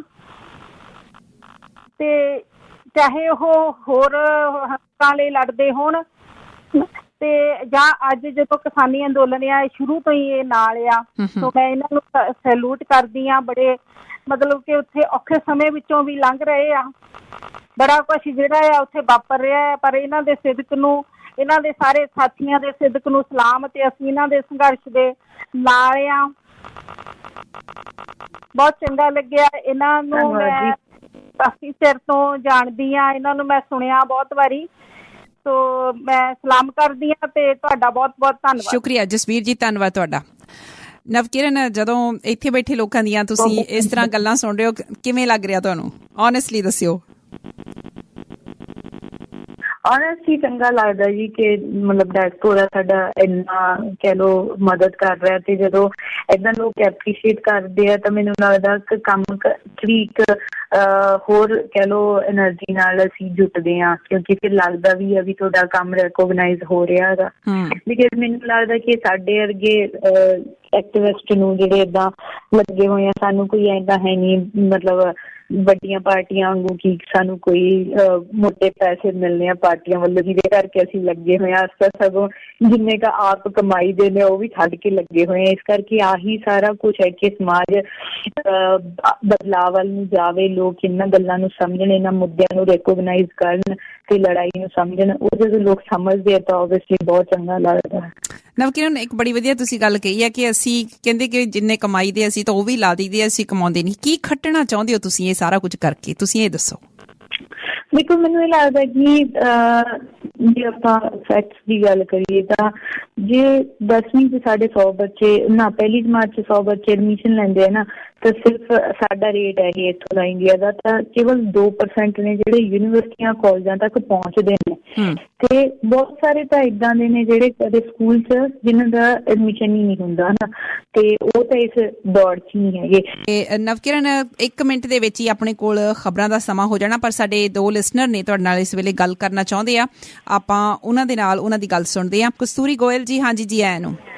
ਹਾਂਜੀ, ਨਮਸਕਾਰ ਜੀ। ਮੈਂ ਤਾਂ ਇਹ ਪੁੱਛਣਾ ਚਾਹੁੰਦਾ ਜੀ, ਜਦੋਂ ਕੋਈ ਵੀ ਮਤਲਬ ਕਹਿੰਦੇ ਦੇਖੋ ਐਜੀਟੇਸ਼ਨ ਚੱਲਦੀ ਹੈ, ਅਗਰ ਮਤਲਬ ਕਿ ਵੀ ਜਿਵੇਂ ਕਹਿੰਦੇ ਵੀ ਜ਼ਿਆਦਾ ਹਨੇਰੀ ਆਉਂਦੀ ਹੋਵੇ, ਉਦੋਂ ਸਾਹਮਣੇ ਖੜਨਾ ਚਾਹੀਦਾ ਜਾਂ ਪਾਸਾ ਵੱਟਣਾ ਚਾਹੀਦਾ? ਦੇਖੋ ਕੀ ਹੁੰਦਾ ਹੈਗਾ, ਜਦੋਂ ਆਪਣੇ ਲੋਕਾਂ ਦਾ, ਭਰਾਵਾਂ ਦਾ ਨੁਕਸਾਨ ਹੋ ਰਿਹਾ ਹੈ, ਜਿਹੜੇ ਆਪਣੇ ਲੋਕ ਕਿੰਨੇ 100 ਤੋਂ ਜ਼ਿਆਦਾ ਕਿੰਨੇ ਲੋਕ ਜਿਹੜੇ ਉੱਥੇ ਜਾਨ ਗਵਾ ਚੁੱਕੇ ਹੈ, ਔਰ ਮੇਰੇ ਖਿਆਲ 200-300 ਲੋਕ ਜਿਹੜੇ ਇਸ ਵੇਲੇ ਅੰਦਰ ਨੇ ਜਾਂ ਜਿਨ੍ਹਾਂ ਤੇ ਕੇਸ ਬਣੇ ਹੋਏ ਨੇ। ਤੇ ਇਹਨਾਂ ਨੂੰ ਚਾਹੀਦਾ ਹੈ ਕਿ ਜਿਹੜਾ ਸਰਕਾਰ ਦੇ ਨਾਲ ਜਿਹੜਾ ਕੁਝ ਮਿਲਦਾ ਹੈਗਾ ਉਸ ਨੂੰ ਇੱਕ ਵਾਰੀ ਲੈ ਕੇ ਸਮਝੌਤਾ ਕਰਨਾ ਚਾਹੀਦਾ। ਉਸ ਤੋਂ ਬਾਅਦ ਜਦੋਂ ਤੁਹਾਡਾ ਇੱਕ ਵਾਰੀ ਫਾਰਮੂਲਾ ਪੂਰਾ ਹੋ ਜਾਂਦਾ, ਉਸ ਤੋਂ ਬਾਅਦ ਤੁਸੀਂ ਦੁਬਾਰਾ ਮੰਗ ਕਰ ਸਕਦੇ ਹੋ।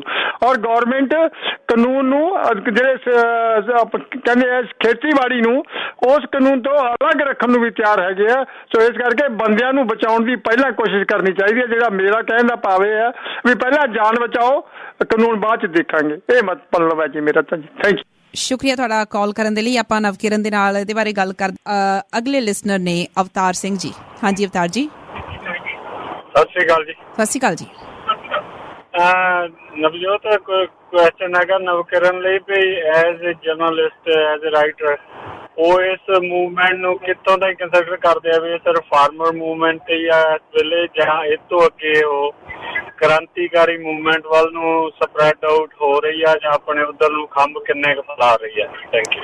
ਸ਼ੁਕਰੀਆ ਤੁਹਾਡਾ ਕਾਲ ਕਰਨ ਦੇ ਲਈ। ਨਵਕਿਰਨ, ਸਵਾਲ ਸੁਣ ਗਿਆ ਤੁਹਾਨੂੰ ਇਹਨਾਂ ਦਾ?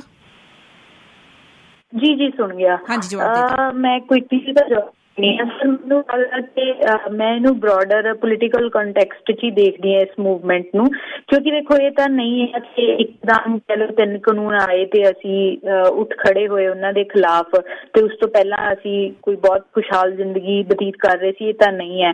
ਤਾਂ ਉਹ ਸਾਰੇ ਪੋਲੀਟੀਕਲ ਰੀਜ਼ਨਸ ਹੀ ਨੇ। ਉਹ ਸਾਰੀਆਂ ਪਾਲਿਸੀਜ਼ ਜਿਹੜੀਆਂ ਸਾਲਾਂ ਬੱਧੀ ਸਾਡੇ ਤੇ ਕਹਿ ਲਓ ਇੰਪਲੀਮੈਂਟ ਕੀਤੀਆਂ ਗਈਆਂ ਨੇ, ਜਿਹਦੇ ਕਰਕੇ ਓਵਰਆਲ ਐਜ਼ ਅ ਸੁਸਾਇਟੀ ਅਸੀਂ ਇੱਥੇ ਤੱਕ ਪਹੁੰਚੇ ਹਾਂ। ਹਨਾ, ਪੰਜਾਬ ਦੀ ਗੱਲ ਕਰੀਏ ਤਾਂ ਮਤਲਬ ਪ੍ਰਾਈਵੇਟ ਕਾਲਜਾਂ ਦਾ ਜਾਲ ਵਿਛਿਆ ਪਿਆ ਪੰਜਾਬ ਦੇ ਵਿੱਚ। ਸਾਡੇ ਕੋਲੇ ਪੜ੍ਹ ਲਿਖ ਕੇ ਵੀ ਰੁਜ਼ਗਾਰ ਹੈ ਨਹੀਂ। ਸਾਡੀ ਨੌਜਵਾਨੀ ਸਾਰੀ ਬਾਹਰ ਜਾਣ ਲਈ ਮਜਬੂਰ ਹੋ ਰਹੀ ਆ ਕਿਉਂਕਿ ਇੱਥੇ ਰੁਜ਼ਗਾਰ ਹੈ ਨਹੀਂ ਗੇ ਤੇ ਖੇਤੀ ਲਾਹੇਵੰਦ ਨਹੀਂ। ਤੇ ਮੈਨੂੰ ਲੱਗਦਾ ਇਸ ਕਰਕੇ ਇਹ ਮੂਵਮੈਂਟ ਨੂੰ ਸਾਨੂੰ ਬ੍ਰੋਡਰ ਪੋਲੀਟੀਕਲ ਕੰਟੈਕਸਟ 'ਚ ਹੀ ਦੇਖਣਾ ਚਾਹੀਦਾ। ਬੇਸ਼ੱਕ ਹੁਣ ਜਿਹੜੇ ਮੋਰਚੇ ਬੈਠੇ ਨੇ ਉਹ ਤਿੰਨੋਂ ਕਾਲੇ ਕਾਨੂੰਨ ਵਾਪਸ ਕਰਾ ਕੇ ਵਾਪਸ ਘਰਾਂ ਨੂੰ ਮੁੜ ਜਾਣ, ਬਟ ਇਹਦੇ ਅਸਰ ਨੇ ਜਿਹੜੇ ਉਹ ਆਉਣ ਵਾਲੇ ਫਿਊਚਰ ਦੇ ਜਿਹੜੇ ਕਹਿ ਲਓ ਪੋਲੀਟੀਕਲ ਕੰਟੈਕਸਟ 'ਚ ਵੀ ਸਾਨੂੰ ਦੇਖਣ ਨੂੰ ਮਿਲਣਗੇ।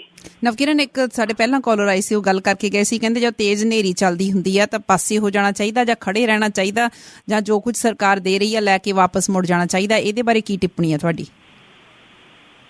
ਜੀ ਮੈਨੂੰ ਉਹਦੇ 'ਚ ਇਹੀ ਲੱਗਦਾ ਕਿ ਇੰਨੇ ਸਾਲ ਤਾਂ ਅਸੀਂ ਉਹੀ ਕਰ ਰਹੇ ਸੀ ਨਾ, ਜੋ ਸਰਕਾਰਾਂ ਦੇ ਰਹੀਆਂ ਸੀ ਉਹੀ ਲੈ ਰਹੇ ਸੀ, ਬਟ ਉਹਦੇ ਨਾਲ ਕੰਮ ਨਹੀਂ ਚੱਲ ਰਿਹਾ। ਉਹਨਾਂ ਨੂੰ ਨੇ ਗੱਲ ਕੀਤੀ ਵੀ ਲੈ 100 ਬੰਦਾ ਮਰ ਗਿਆ, ਮਤਲਬ ਇਹਨਾਂ ਦੀ ਇਨਫੋਰਮੇਸ਼ਨ ਰੱਖਦਾ 100 ਨਹੀਂ, ਹੁਣ 200 ਤੋਂ ਜ਼ਿਆਦਾ ਲੋਕਾਂ ਦੀ ਡੈਥ ਹੋ ਚੁੱਕੀ ਹੈ ਹਨਾ। ਤੇ ਉਹ ਅਸੀਂ ਮੰਨਦੇ ਹਾਂ ਕਿ ਉਹ ਇਸ ਅੰਦੋਲਨ ਦੇ ਸ਼ਹੀਦ ਨੇ, ਬਟ ਅਸੀਂ ਇਹ ਕਦੇ ਨਾ ਭੁੱਲੀਏ ਵੀ ਜਦੋਂ ਅਸੀਂ ਆਪਦੇ ਘਰਾਂ 'ਚ ਵੀ ਬੈਠੇ ਸੀ ਉਦੋਂ ਵੀ ਸਾਡਾ ਕਿਸਾਨ ਖੁਦਕੁਸ਼ੀਆਂ ਕਰ ਰਿਹਾ ਸੀ ਹਨਾ। ਹਜ਼ਾਰਾਂ ਦੀ ਗਿਣਤੀ 'ਚ ਉਸ ਤੋਂ ਪਹਿਲਾਂ ਅਸੀਂ ਆਪਦੇ ਕਿਸਾਨ ਗਵਾਏ ਨੇ। ਇਸ ਕਰਕੇ ਜੇ ਐਡੀ ਵੱਡੀ ਮੂਵਮੈਂਟ, ਜਿਹਨੂੰ ਅਸੀਂ ਹਿਸਟਰੀ ਦੀ ਸਭ ਤੋਂ ਵੱਡੀ ਮੂਵਮੈਂਟ ਕਹਿ ਰਹੇ ਹਾਂ, ਜੇ ਅੱਜ ਬਣੀ ਹੈ ਤਾਂ ਅਸੀਂ ਸਮਝੌਤਾ ਕਰਕੇ ਜਾਣ ਲਈ ਇੱਥੇ ਨਹੀਂ ਬੈਠੇ। ਇਸ ਲੜਾਈ ਸਾਡੇ ਲਈ ਕੇਵਲ ਸਾਡੇ ਲਈ ਜਿੱਤਣੀ ਨਹੀਂ ਜ਼ਰੂਰੀ, ਬਟ ਆਉਣ ਵਾਲੇ ਫਿਊਚਰ ਲਈ ਵੀ ਇਹ ਲੜਾਈ ਜਿੱਤਣੀ ਸਾਡੇ ਲਈ ਬਹੁਤ ਜ਼ਰੂਰੀ ਹੈ। ਇਸ ਕਰਕੇ ਅਸੀਂ ਇਹ ਲੜਾਈ ਜਿੱਤ ਕੇ ਵਾਪਸ ਜਾਵਾਂਗੇ। ਅਗਲੇ ਲਿਸਨਰ ਨੇ ਅਮਰਜੀਤ ਸੰਧੂ ਜੀ। ਢਿੱਲੋਂ ਜੀ, ਸਤਿ ਸ਼੍ਰੀ ਅਕਾਲ। ਸਤਿ ਸ਼੍ਰੀ ਅਕਾਲ ਜੀ। ਤੇ ਉਹਨਾਂ ਨੂੰ ਸਤਿ ਸ਼੍ਰੀ ਅਕਾਲ। ਦੇਖੋ, ਪਹਿਲਾਂ ਤਾਂ ਮੇਰਾ ਇਹ ਸਵਾਲ ਹੈ ਕਿ ਉੱਥੋਂ ਦਾ ਮੈਂ ਪਹਿਲਾ ਪ੍ਰੋਗਰਾਮ ਨਹੀਂ ਸੁਣ ਸਕਿਆ ਵੀ ਉੱਥੇ ਲੋਕਾਂ ਦਾ ਕੀ ਰੁਝਾਨ ਹੈਗਾ। ਲੋਕ ਚੜ੍ਹਦੀ ਕਲਾ 'ਚ, ਇੱਕ ਗੱਲ। ਦੂਸਰੀ ਗੱਲ ਹੈ ਵੀ ਜਿਸ ਤਰ੍ਹਾਂ ਉਹਨਾਂ ਨੇ ਵੀ ਦੱਸਿਆ ਤੇ ਪਹਿਲੋਂ ਅਸੀਂ ਆਪ ਵੀ ਇੱਥੇ ਵੇਖਦੇ ਰਹੇ ਹਾਂ ਕਿ ਕਿੰਨੇ ਸਾਡੇ ਕਿਸਾਨ ਮਰ ਚੁੱਕੇ ਨੇ। ਕਿਸਾਨ ਵੀ ਮਰਦੇ ਪਏ ਨੇ, ਹੋਰ ਵੀ ਬਹੁਤ ਲੋਕ ਵਿੱਚ ਸ਼ਹੀਦ ਹੋ ਰਹੇ ਨੇ। ਸੋ ਅੱਜ 200 ਤੋਂ ਜ਼ਿਆਦਾ ਸ਼ਹੀਦ ਹੋ ਗਏ ਨੇ। ਤੇ ਸਾਡੇ ਕਸਤੂਰੀ ਜੀ ਕਹਿ ਰਹੇ ਨੇ, ਅੱਗੇ ਵੀ ਇਹ ਕਹਿੰਦੇ ਨੇ ਬਈ ਪਾਸਾ ਵੱਟ ਲਓ ਤੇ ਮੁੜ ਕੇ ਫੇਰ ਗਾਂਹ ਅੱਗੇ ਖੜੇ ਹੋ ਜਾਓ। ਉਹ ਬਈ ਗੱਲ ਇਹ ਹੈਗੀ ਆ ਵੀ ਅੱਜ ਤੇ ਸਾਰਾ ਮੂਵਮੈਂਟ, ਸਾਰਾ ਦੇਸ਼ ਉੱਠਿਆ, ਪੰਜਾਬ ਨਹੀਂ ਉੱਠਿਆ ਹੈਗਾ, ਸਾਰਾ ਦੇਸ਼ ਉੱਠਿਆ। ਇਸ ਕਰਕੇ ਇਹ ਜਿਹੜੀ ਮੂਵਮੈਂਟ ਹੈਗੀ ਆ, ਜੇ ਇੰਨਾ ਬੰਦਾ ਅਸੀਂ ਸਾਡਾ ਸ਼ਹੀਦ ਹੋ ਗਿਆ ਤੇ ਅਸੀਂ ਫੇਰ ਵੀ ਘਰਾਂ ਨੂੰ ਮੁੜ ਜਾਈਏ ਤੇ ਮੇਰਾ ਖਿਆਲ ਹੈ ਦੇਸ਼ ਸਾਡਾ ਦੇਸ਼ ਹੀ ਨਹੀਂ, ਲੋਕ ਵੀ ਸਾਨੂੰ ਲਾਂਤਾਂ ਮਾਰਨ ਪਾਉਣਗੇ। ਇਹ ਜਿਹੜੇ ਲੋਕ ਬੈਠੇ ਨੇ ਇਹਨਾਂ ਦੇ ਨਾਲ ਸਾਨੂੰ ਮੋਢੇ ਨਾਲ ਮੋਢਾ ਲਾ ਕੇ ਚੱਲਣਾ ਚਾਹੀਦਾ ਕਿ ਜਿਹੜੀ ਚੁਣੀ ਹੋਈ ਸਰਕਾਰ ਆ ਉਹਦੇ ਬਾਰੇ ਆਖਿਆ ਕਰੋ ਕਿ ਉਹਨਾਂ ਨੂੰ ਪਿੱਛੇ ਮੁੜ ਜਾਣਾ ਚਾਹੀਦਾ ਤੇ ਇਹਨਾਂ ਦੇ ਕਾਲੇ ਕਾਨੂੰਨ ਜਿਹੜੇ ਨੇ ਜਿਹੜੇ ਧੱਕੇ ਨਾਲ ਦੇ ਰਹੇ ਨੇ ਇਹ ਇਹਨਾਂ ਨੂੰ ਨਾ ਦਿੱਤੇ ਜਾਣ। ਬਹੁਤ ਬਹੁਤ ਸ਼ੁਕਰੀਆ ਅਮਰਜੀਤ ਸੰਧੂ ਜੀ। ਮੈਂ ਪਲੀਜ਼ ਤੁਹਾਨੂੰ ਸਾਰਿਆਂ ਨੂੰ ਇਹੀ ਬੇਨਤੀ ਕਰਦੀ ਹਾਂ ਕਿ ਆਪਾਂ ਪਲੀਜ਼ ਗੱਲ ਛੋਟੀ ਰੱਖੀਏ। ਧੰਨਵਾਦ ਤੁਹਾਡਾ ਗੱਲ ਕਰਨ ਦੇ ਲਈ। ਜੇ ਕੋਈ ਸਵਾਲ ਸਪੈਸੀਫਿਕਲੀ ਤੁਹਾਨੂੰ ਲੱਗਦਾ ਕਿ ਨਵਕਿਰਨ ਕੋਲੋਂ ਪੁੱਛਿਆ ਜਾ ਸਕਦਾ ਆ ਜਾਂ ਉਹਦੇ ਦਾਇਰੇ ਦੇ ਵਿੱਚ ਹੈਗਾ ਤਾਂ ਉਹਦੇ ਬਾਰੇ ਜ਼ਰੂਰ ਗੱਲ ਕਰੋ। ਬਾਕੀ ਆਪਾਂ ਟਾਕ ਸ਼ੋਜ਼ ਤੇ ਟਿੱਪਣੀਆਂ ਤਾਂ ਰੋਜ਼ ਕਰਦੇ ਹੀ ਹੁੰਦੇ ਆ। ਅਗਲੇ ਲਿਸਨਰ ਨੇ ਗੁਰਦੀਪ ਸਿੰਘ ਜੀ। ਹੈਲੋ ਭੈਣ ਜੀ, ਸਤਿ ਸ਼੍ਰੀ ਅਕਾਲ। ਸਤਿ ਸ਼੍ਰੀ ਅਕਾਲ ਗੁਰਦੀਪ ਜੀ। ਭੈਣ ਜੀ ਮੈਂ ਪੁੱਛਣਾ ਚਾਹੁੰਦਾ ਵੀ ਜਿਹਨੂੰ ਅਵੇਅਰਨੈਸ ਕਹਿੰਦੇ ਆ ਵੀ ਸਾਡੇ 'ਚ ਜਾਗਰੂਕਤਾ ਆ ਗਈ ਆ, ਤਾਂ ਉਹਦਾ ਮਤਲਬ ਇਹ ਨਹੀਂ ਹੁੰਦਾ ਵੀ ਜਿੰਨਾ ਚਿਰ ਅਸੀਂ ਪੁਰਾਣੀਆਂ ਦੱਗੇ ਨੁਸੀਆਂ ਗੱਲਾਂ ਨੂੰ ਛੱਡਦੇ ਨਹੀਂ, ਉਹ ਜਿਹੜੀਆਂ ਨਵੀਂ ਅਵੇਅਰਨੈਸ ਆਈ ਉਹਦਾ ਕੋਈ ਫਾਇਦਾ ਨਹੀਂ ਹੁੰਦਾ। ਜੇ ਉਹ ਇਕੱਠੀਆਂ ਤਾਂ ਚੱਲ ਨਹੀਂ ਸਕਦੀਆਂ, ਉਹਦੀ ਕੋਈ ਅਹਿਮੀਅਤ ਨਹੀਂ ਰਹਿ ਜਾਂਦੀ। ਹੁਣ ਹਰ ਰੋਜ਼ ਅਸੀਂ ਪੜ੍ਹਦੇ ਆਉਂਦੇ ਹੁਣ ਤੱਕ ਪਵਨ ਗੁਰੂ ਪਾਣੀ ਪਿਤਾ ਮਾਤਾ ਧਰਤ ਮਹਤ। ਜੇ ਅੱਜ ਉਹਨੂੰ ਪ੍ਰੈਕਟੀਕਲ ਰੂਪ ਦੇ ਵਿੱਚ ਸਾਂਭਣ ਦੀ ਗੱਲ ਆਈ ਆ, ਉੱਥੇ ਅਸੀਂ ਖਿਲਾਫ ਖੜੇ ਹੋ ਗਏ ਹਾਂ। ਹੁਣ ਗੁਰੂ ਨਾਨਕ ਦੀ ਗੱਲ ਨੂੰ ਅਗਲੇ ਉਹਨੇ ਸਿੰਪਲੀਫਾਈ ਕੀਤਾ ਵੀ ਹਾਂ ਵੀ ਪਰਾਲੀ ਨੂੰ ਅੱਗ ਨਾ ਲਾਇਓ, ਤਾਂ ਇਹ 'ਚ ਗਲਤ ਕੀ ਸੀਗਾ? ਗੁਰਦੀਪ ਜੀ, ਨਵਕਿਰਨ ਲਈ ਕੋਈ ਸਵਾਲ ਹੈਗਾ? ਹਾਂਜੀ, ਇਹਨਾਂ ਲਈ ਸਵਾਲ ਇਹੀ ਆ ਵੀ ਕੀ ਇਹਨਾਂ ਨੂੰ ਸਮੁੱਚਤਾ ਸਾਰੀ ਦਾ ਪਤਾ ਆ ਵੀ ਹਾਂ ਵੀ ਇਹ ਕਾਨੂੰਨਾਂ ਦਾ ਸਾਡੇ ਤੇ, ਜਿੱਦਾਂ ਪਹਿਲਾਂ ਕਹਿੰਦੇ ਆਪ ਹੀ ਕਹੀ ਜਾਂਦੇ ਆ ਇਹ ਕਿ ਅਸੀਂ ਮਰ ਰਹੇ ਸੀਗੇ, ਰੋਜ਼ 3 ਖੁਦਕੁਸ਼ੀਆਂ ਕਰ ਰਹੇ, ਕੀ ਇਹ ਤੋਂ ਬਾਅਦ ਕੋਈ ਸੁਝਾਅ ਕੀ ਬਦਲਾਅ ਨਹੀਂ ਆਉਣਾ ਹੈ? ਉਹਦਾ ਫਾਇਦਾ ਨਹੀਂ ਹੋਣਾ? ਜਾਂ ਇਹਨਾਂ ਨੇ ਕੋਈ ਨਵਾਂ ਏਜੰਡਾ ਲਿਆਂਦਾ ਕਿ ਸਾਨੂੰ ਆਹ ਚਾਹੀਦਾ? ਮੈਂ ਇਹੀ ਪੁੱਛਣਾ ਸੀਗਾ ਜੀ। ਧੰਨਵਾਦ। ਹਾਂਜੀ ਨਵਕਿਰਨ, ਕੀ ਕਹੋਗੇ? ਏਜੰਡਾ ਲਿਆਉਣ ਨੂੰ ਜੀ ਮੈਂ ਤਾਂ ਦੇਖੋ ਮੋਦੀ ਨਹੀਂ ਹੈ, ਏਜੰਡਾ ਤਾਂ ਮੋਦੀ ਲੈ ਕੇ ਆਇਆ, ਅਸੀਂ ਤਾਂ ਉਹਦੇ ਖਿਲਾਫਤ ਹੀ ਕਰ ਰਹੇ ਹਾਂ। ਜੇ ਤੁਹਾਨੂੰ ਹਲੇ ਵੀ ਲੱਗ ਰਿਹਾ ਵੀ ਇੰਨੇ ਲੱਖਾਂ ਦੀ ਗਿਣਤੀ 'ਚ ਕਿਸਾਨ ਸੜਕਾਂ ਤੇ, ਜੇ ਤੁਹਾਨੂੰ ਹਲੇ ਵੀ ਲੱਗ ਰਿਹਾ ਵੀ ਇਹ ਖੇਤੀ ਕਾਨੂੰਨ ਨੇ ਜਿਹੜੇ ਇਹ ਕਿਸਾਨਾਂ ਦੀ ਭਲਾਈ ਲਈ ਨੇ, ਕੁਛ ਚੰਗਾ ਕਰ ਸਕਦੇ ਆ, ਤਾਂ ਮੈਨੂੰ ਲੱਗਦਾ ਵੀ ਕਮੀ ਸਾਡੇ 'ਚ ਹੀ ਹੈ, ਜਿਹੜਾ ਹਲੇ ਵੀ ਅਸੀਂ ਆਪਦੇ ਭਰਾਵਾਂ ਨੂੰ ਸਮਝਾ ਨਹੀਂ ਪਾਏ ਕਿ ਇਹ ਕਾਨੂੰਨ ਕਿੰਨੇ ਮਾੜੇ ਨੇ ਸਾਡੇ ਲਈ। ਤੁਸੀਂ ਕਿਹਾ ਵੀ ਕੀ ਸਾਡੇ ਕੋਲ ਏਜੰਡਾ ਕੀ ਆ? ਏਜੰਡਾ ਇਹੀ ਆ, ਅਸੀਂ ਚਾਹੁੰਦੇ ਹਾਂ ਪਹਿਲਾਂ ਤਾਂ ਇਹ ਜਿਹੜੇ ਨਵੇਂ ਕਾਨੂੰਨ ਸਾਡੇ ਤੇ ਲਾਗੂ ਕੀਤੇ ਜਾ ਰਹੇ ਨੇ ਇਹ ਸਰਕਾਰ ਵਾਪਸ ਲਵੇ ਤੇ ਉਹ ਪਾਲਿਸੀਜ਼ ਬਣਾਵੇ ਜਿੰਨਾ ਕਰਕੇ ਆਲਰੇਡੀ ਅਸੀਂ ਘਾਟੇ ਦੀ ਖੇਤੀ ਬਣੇ ਆ।